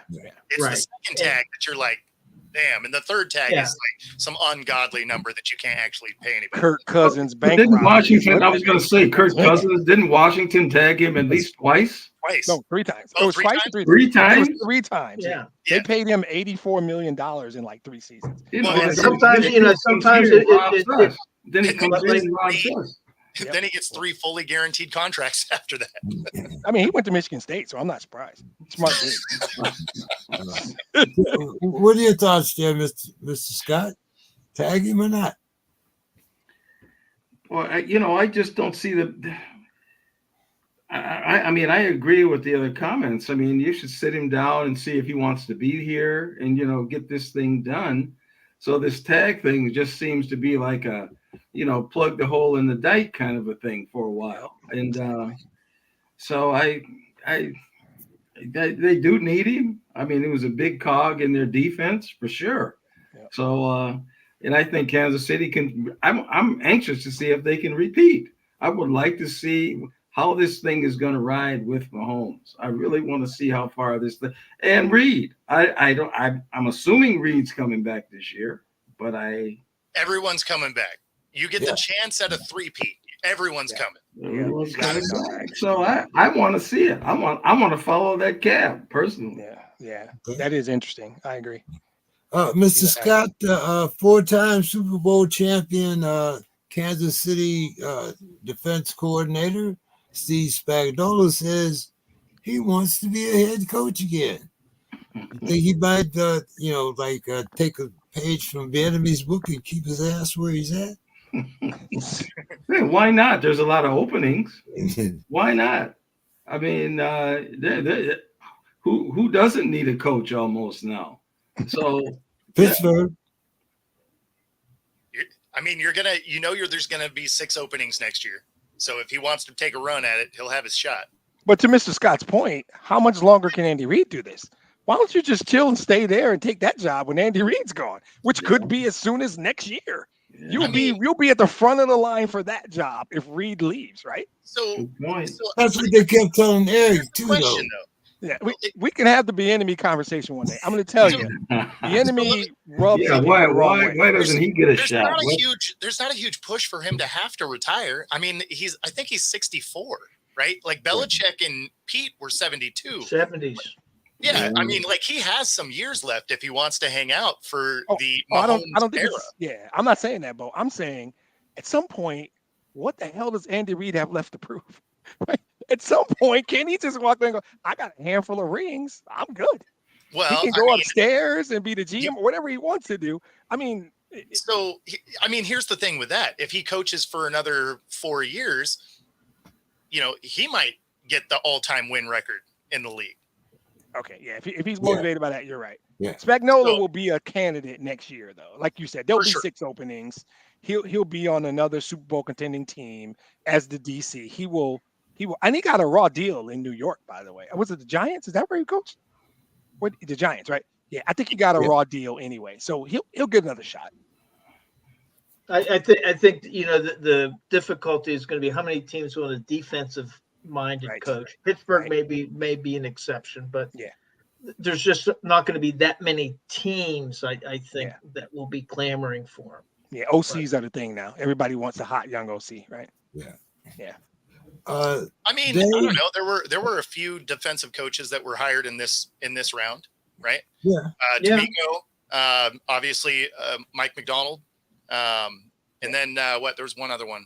I'm mind blanking, but there was 3, as I recall, that were defensive coordinators. There were 8 total jobs. So Spagnuolo has relationships. He'll find a place. Yeah. If he wants, he'll find another job. Mr. Scott might be right though.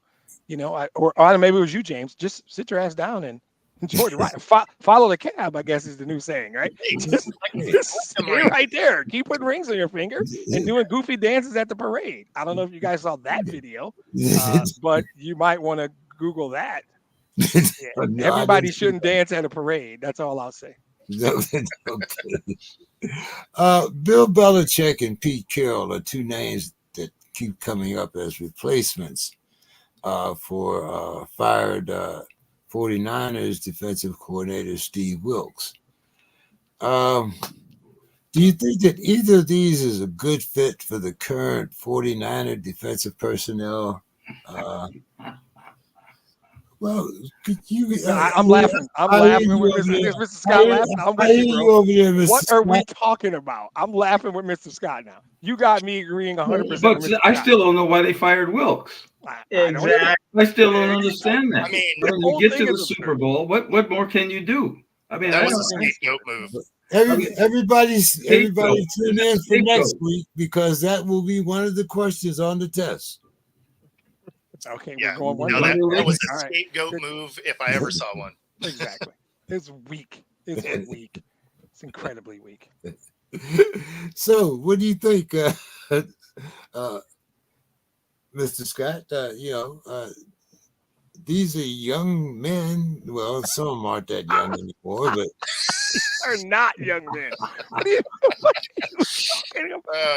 talking about? No, I can't see Belichick or Pete Carroll becoming Why? lieutenants. Why? I don't see them. They run the ship. They sail the ship, or the ship don't sail.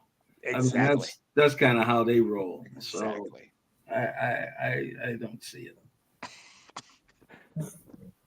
okay, Demetrius, you got on your Black Sox.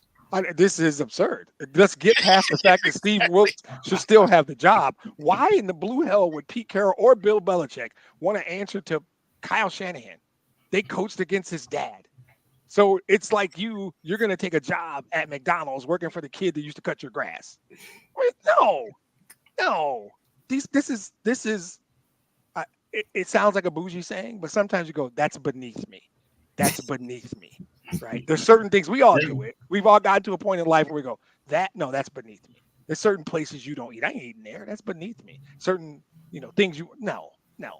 I wish he would call me and offer me that job. Kyle, who? Hang up the phone. You fired Steve Wilkes. Why would I want that job? That Atlanta didn't hire Belichick because he wanted too much. He didn't want to give up enough power. Yes. Well, it was also viewed as a short-term fix. Right. Yeah. But he's going to go be the DC amount of power that he wanted to retain. Well, go ahead, Dave.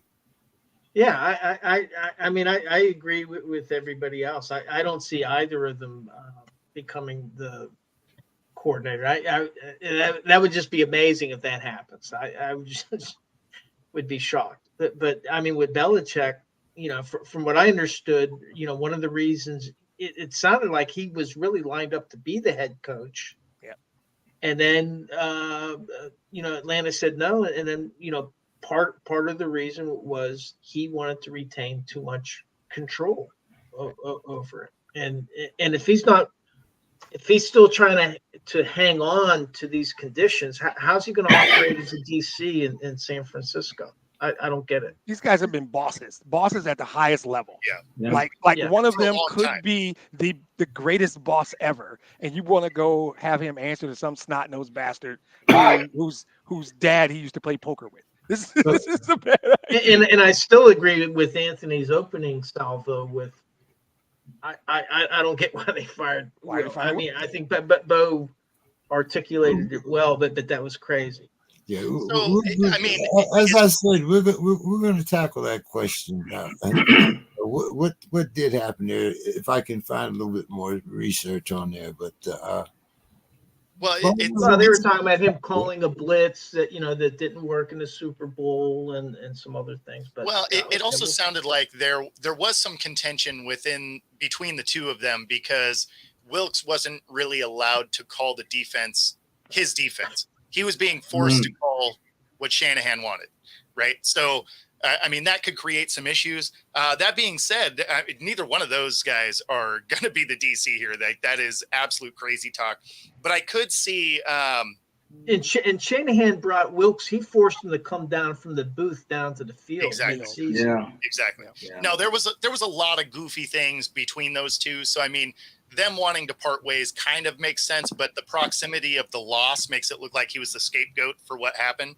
But a guy I could see maybe they target would be Jeff Ulbrich, right? The DC for the Jets, who he's familiar with some of Shanahan's type of gameplay. So I could see them going after a guy like that. But as far as those two guys, there's no chance they're the DC coming up. Okay, Dave. I got some questions for you, pal. Okay. Yeah, I'm gonna sit back and enjoy this. Does Patrick Peterson have a future with the Steelers? He says he won't be a bench coach. Steelers Wire says that the Steelers need to gut the safety depth chart like they did the inside linebacker position last year. Dave, has hiring Art Smith, does that make Ryan Tannehill a possible candidate for next season, starting quarterback?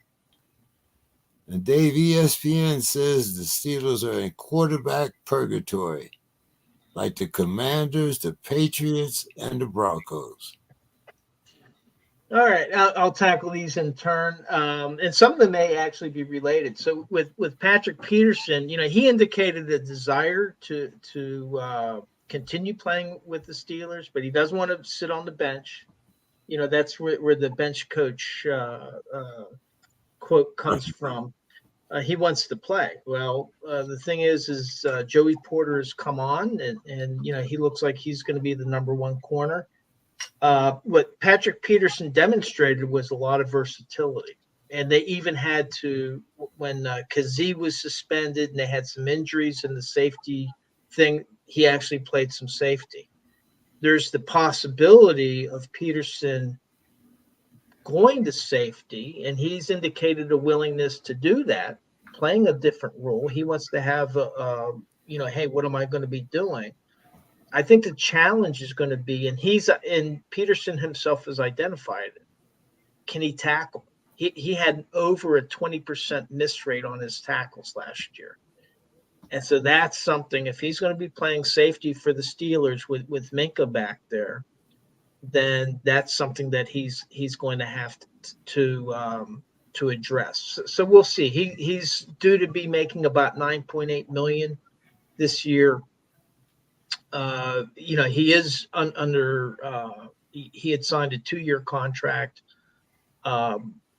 We'll see what happens. I think that he's not the player that he was. He was a great player. He's not the player that he was, but the versatility that he has and the ability to play safety might play in his favor.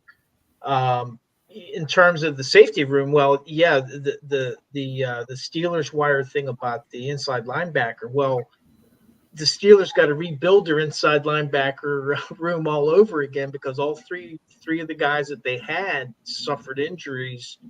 I think Holcomb finished the season. He played, but Quan Alexander and the other guy, they were both hurt, and they have to see, can they sign Quan Alexander back, and is he going to be able to rebound from injuries? So they may have to rebuild the inside linebacker position all over again. With the safety position, Kazee is coming off of his suspension. I mean, do they want to improve that position group? Of course they do. Could they go with the players that they have? They probably could. They got some young Trent Thompson and some other guys that are up and coming. They may have other areas, other positions that are of a greater need. Talking about tackle, talking about center, defensive line is getting older. In terms of Tannehill, I mean, they have named everybody, every quarterback to Jimmy Garoppolo. We were talking about, he's come up. Joe Flacco has come up. Everybody's come up. I think the next thing I'm going to be hearing, they're going to be trying to talk Duck Hodges out of retirement. I think the key, what it's all going to drive around is, will they be able to re-sign Mason Rudolph? Art Rooney II and Mike Tomlin both indicated that they want Mason Rudolph back. He's scheduled to be a free agent.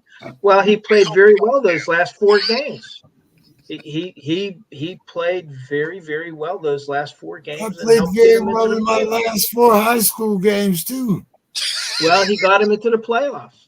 And so Everybody so loves there a you backup have it. quarterback for a couple of games. The guy that failed was Mitch Trubisky. I mean, when he came back in, first Trubisky failed whenever he was the starter to bring Kenny Pickett along, and he failed, and they brought in Kenny Pickett earlier than I think that they planned to. Now, they have a situation where they want to complete their evaluation of Kenny Pickett. I don't think that many fans are done evaluating. A lot of the fans are done with Kenny Pickett, although he does have a sizable fan base. But the Steelers don't operate by popularity contest or by polls. That's not the way they operate. And they want to do a full evaluation. Kenny Pickett, I anticipate will have a shot. If they can re-sign Mason Rudolph back, he will be back. They're still going to have to pick up a free agent quarterback. But what's going to drive it is whether Mason Rudolph is back or not. If he signs with another team, then this may up the ante where they want to have a higher profile free agent. Oh, Jimmy G's going to land. Yeah, could be. Jimmy G's been one of those players. Yeah, but see, all those names are abject failures. I mean, really. All those names are. Well, this go into a season with one of those being your top guy. Yeah, and I think this gets to the last point. Totally agree. Is the thing about the quarterback purgatory? I think it's true that they are really stuck. Because they bet Kenny Pickett was Kevin Colbert's last selection as the general manager of the Steelers, and he. Looking at the last few draft classes, I just did a review of the 2019 draft class, and they're down to Deontay Johnson. That's when they had selected Devin Bush. They traded up to get Devin Bush. They have one player left from that draft class, and Deontay Johnson's good, but you need more players lasting that 5 years that are on your roster to really be considered a successful draft class. Kenny Pickett is Kevin Colbert's, last legacy in terms of selecting a quarterback to potentially replace Ben Roethlisberger. He's still around Pittsburgh. I mean, Pittsburgh will listen to what Kevin Colbert has to say. But now, the challenge they have is okay, we going to give up another year evaluating this quarterback, which is 2024. And so they're kind of stuck because if they try to draft high, well, then they got to get rid of Kenny Pickett. Yep. And now they're almost starting all over again. So 3 words for you, David: Russell Carrington Wilson. That's another. I'm not a Russell Wilson fan, but his name has come up. But again, the difficulty there is they're not going to bring him in as a starter over Kenny Pickett. It doesn't matter. You can get him on the cheap. He can help get him for 2 years, real cheap, and then draft. And I think between Wilson and Tannehill, the more likely scenario would be Tannehill. You guys are just trying. Which doesn't make sense. You might as well keep Trubisky if you're gonna keep. No, if you're gonna go for Tannehill. I like that you guys are just mud fishing at this point. Like you're not even trying to get shiny. You're just digging through. You're just getting ones that look like rocks. And that's a difficulty they have. I think if Kenny Pickett doesn't work out after 2024, then 2025, then they're going to be driving hard for a quarterback position. I mean, Pittsburgh they don't ride on, hey, we're going to put everything on this one season. Okay, we did it with Big Ben when we kept him 2 years too long. No, I don't think that they kept Ben 2 years too long. I don't agree with that. What's your quarterback room look like opening day, David? Give me 3 names. Well, Kenny Pickett is number one. I know you didn't start off strong, bro. But go ahead. Well, that's it. Mason Rudolph and the third one is it a draft pick? No, I mean they may draft one, but he'll end up on the Chiefs like Ola Duncan. Um, I like Right. that it'll So- probably be a mediocre. You're not done with Pickett free then, agent. right? That's what I'm hearing. Huh? You're not done evaluating Kenny Pickett? They're riding on Kenny Pickett. I like that your initial response to that is like when you're telling a story where you know you messed up, I and it's know. like, see what happened was. Well, I was in the kitchen. They put their marbles. That's the importance of a first round draft pick. So if they don't make the playoffs, is Tomlin It's still one there? thing to draft a Is Tomlin still linebacker. there if they don't make the playoffs? Yes, because it's- Tomlin has 2 more years. Tomlin will be there, and Kirk Cousins won't be in Minnesota for you guys to kick him But out. what does Kirk Cousins have to do anything with this Cousins have conversation? What did Mike Tomlin have to do with Kenny Pickett?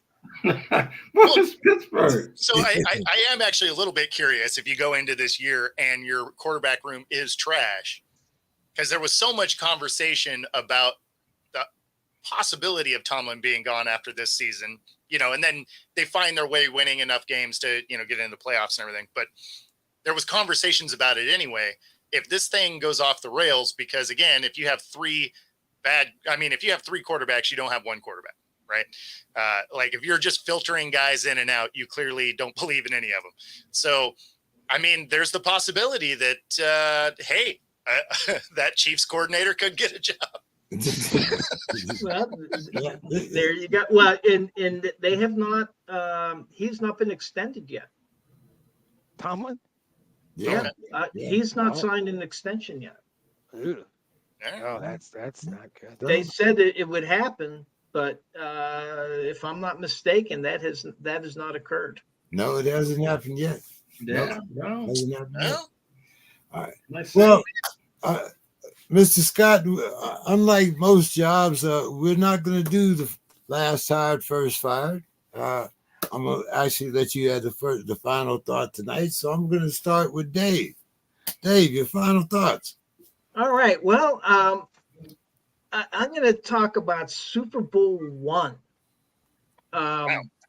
I just watched a video. There's a sports journalist by the name of Devin Gordon. I don't know if you've ever heard of him, but he's been around for a pretty long time. And I guess as a kid, when he was growing up, when he was about 8 or 9 years old, he did a crayon book of the top 8, or I think it was the top 9 Super Bowls, the first 9 Super Bowls, because that's how old he was. That's how many Super Bowls had existed up to that point. He's a big, huge fan, and he was a big fan of the Super Bowl I. And he's been able to watch. He was able to watch every Super Bowl except for one, the very first one, because what happened. This is in the days before videotape and all this. Is that Super Bowl I had 50 million viewers. It was simulcast on 2 stations, CBS and NBC, I believe, simulcast it. And there were only 3 broadcasting stations at the time, so it had a huge audience. But what happened is after the game, both the networks taped over the game. Because that's what they did. The tape was expensive, and there was no existing copy of the broadcast copy of the game. Wow. Until Crazy. finally, in some attic in Shamokin, Pennsylvania, some guy that had been with one of the network broadcasts, he did not tape over it, and then they had the 2 canisters of the film. And this guy had been working in a repair shop and had some type of he was recording the game, and he saved it. And he thought, hey, someday this might help my son be a legacy for him. The guy unfortunately died. His son grew up and had the 2 canisters, and he attempted to sell the tape to the NFL. And the NFL only offered him $30,000. Wow. And he said, no, thank you. And in addition, he's not allowed to show it. Right. So it's locked in a vault, and he can only show it to certain people and they have to go to the sports museum in New York in order for him to see it. And he did see the film. Part of the problem is that maybe the guy went to lunch because it didn't show the halftime show, and it missed the first 7 minutes of the third quarter. But the guy said it took you back in the time to watch the Green Bay Packers playing the Kansas City Chiefs in this legendary game, where the AFL was finally able to show that, hey, they could play. And it was a 35-10 game, but he said, watching the game, it was much closer than that. He talked about, from Kansas City, Fred the Hammer Williamson, the movie star, right? Yes, and actually was able, he's still alive. And I guess he just was involved. He missed an interview because he had gone to the store, and then there was an altercation there, and he ended up throwing a can of pork and beans into this guy's face. And he's like in his 80s. So wow. It sounds like still a hammer. Yeah. But one of the things I didn't realize is that he had sworn before the game, he was calling all this smack talk. I'm going to do this to the Green Bay. I'm going to do this. And his teammates were trying to calm him down because, they're playing Vince Lombardi's. Well, he did. He knocked out Boyd Dowler, which then forced Green Bay to rely on Max McGee. And he couldn't get to Max McGee because he played on the other side of the field. But at the end of the game, with 3 minutes to play, he was knocked out. And then one of his teammates stepped on his arm, breaking it. And he's like laid out on the field. And then the Green Bay Packers were singing the song "If I Had a Hammer," talking about the hammer. Wow! But I just thought it was a great story, and man, I would love to see that tape. I wish the NFL would, give this guy $1 million. His dad saved that tape, and why not reward the rest of us? But at least obey the wishes of the dad, who they kept that tape in order to be a legacy for his son, who he wasn't able to grow up with. So that's my final thought. That's a cool story. That is. Yeah. Demetrius. So I think that we've talked a lot about coaches and coaching tonight. And this is not necessarily a Lions story, although it could be. I'm very happy with Dan Campbell, but Jim Caldwell is a phenomenal football coach. And I don't know why everybody keeps missing the boat. He is more than just brilliant X's and O's on the offensive side of the ball, because he is. But he is what every player that's ever played for him, they all use the same term. He is a leader of men. That's the term I hear. Now, maybe the idea is that at 65, he can't relate to the young guys. I don't buy it. He coached the Lions for 4 seasons. We made the playoffs twice, and we were 9-7 and missed them the third time by 1 game. And those were not talented Lions teams, by the way. Jim Caldwell's a hell of a football coach. And with each cycle we go through, and I hear that he might have an interview or he's being considered. He was on Carolina's staff. I don't know what's up with that. I got to be honest. And it's not some deal where I wish he was still the Lions coach. Part of me does. As much as I like Dan Campbell, we should have never fired him. We are where we are now. That's fine. I don't know why a guy who has the resume, he's got 2 Super Bowl rings. The guy who's got the resume he's got, who's got the reputation that he's got from coaches and players, I challenge you to find somebody to say something bad about Jim Caldwell.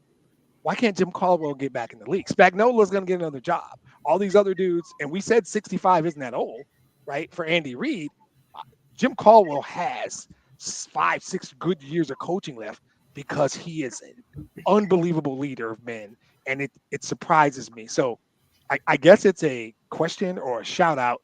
You guys are missing the boat. Jim Caldwell is a hell of a football coach, and somebody just hired somebody that's going to fail, and they could have hired Jim Caldwell. Hey, I have to. Jim Caldwell was. It is remarkable he hasn't had another shot.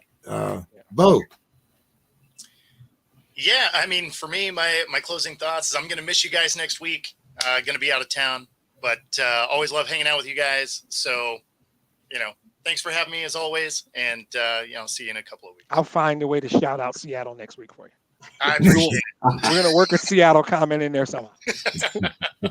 All right, Bo. See you in 2 weeks. Yep. Mr. Scott, take us home. Well, I guess I want to just follow the cab of Demetrius. One of my favorite people, broadcasters, well-renowned, great patriot.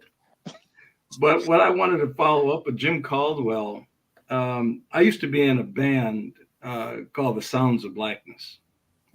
And they're a Grammy-winning band. And there was a guy in the band that was from Detroit. There were a couple of guys from Detroit that were in the band at that time. And this guy became real close to this guy. His name is Greg Adams. And Greg Adams played football at Iowa, and his roommate was Jim Caldwell. And so whenever I watched the Lions play, he's on the sideline. Greg Adams was standing there on the sideline just like he was a coach or something, because they were that close to each other. Now, Greg, his daughter is an actress, and she starred in a movie. It was about this rapper. Of course, everybody knows what I think about that. But the rapper, oh God, what was it? Roxanne or something. There was some movie, and she was the star of it. And now she's a big actress. She's doing a lot of things in Hollywood and LA. But it just made me think, you mentioned Caldwell and how Greg and those two were real close. And I still talk to Greg. I still connect with him in Detroit. So I don't know, Demetrius, if you know Greg Adams, but he's an old Detroit guy. Nice. Oh, boy. We definitely have to end this on a... Yes. Sounds of Blackness. Optimistic. I love it. I got to check it out. I'm telling you. Optimistic is a great song. It is. Check one. My That's one. good friend, Billy Steele, and Gary Hines, the director. We used to play on a football team together as kids. We grew up together. So we've been friends a long time. Yes, love Sounds of Blackness. Mr. Scott, plug your book. Oh, well, we have two books. Actually, I'll be speaking Saturday. This is a Scott collection. This is a compilation of work my dad did in the 50s, 60s, and 70s. Awesome. And the thing is, he really connects with the community. And so we've done a new book that we've got a national award for, Minnesota's Black Community in the 21st Century. And this weekend, my sister, Dr. Scott, she's a professor at Oakland University right outside of Detroit. Yep. And so she's going to a big meeting. They're going to give us an award for the book. And I said, well, I'm president. Shouldn't I go? Said, well, I have flight benefits, so it'd be cheaper for us if I go. So, yeah, these are the things that we're doing. I've been very busy this month doing speaking, teaching at schools. I was honored at my college, Minnesota State Mankato, where the great Adam Thielen went to Mankato. But I was honored as a distinguished alumni. They had a full day for me, and who would have thought it? Who would have thought? I'm sure Demetrius is just can't even believe it. Not surprised at all. It's true. Well, kudos to the entire Scott family. Absolutely. That's awesome. That is good stuff. Yeah, thanks a lot. Thanks a lot. And by the way, guys, the Sports Crib does have a March Madness contest. Check your emails. I send everyone a link, and maybe you might be as lucky as Demetrius. We might have a T-shirt or something to hang out. Yes, send it, because I'm avoided in a lot of these things. Nobody really wants to go against me, so definitely send it. The link is there. All you have to do is look back there. It says the Sports Crib March Madness. The way it looks this year, and a lot of brackets would be broken immediately. and you can have up to 2 entries. I didn't limit you to one. You can have 2 entries. So have a good night, fellas. I'll talk to everyone except for Bo next week. All right, thanks. See you guys later. Have a great one. Guys. Have a good one. Take care.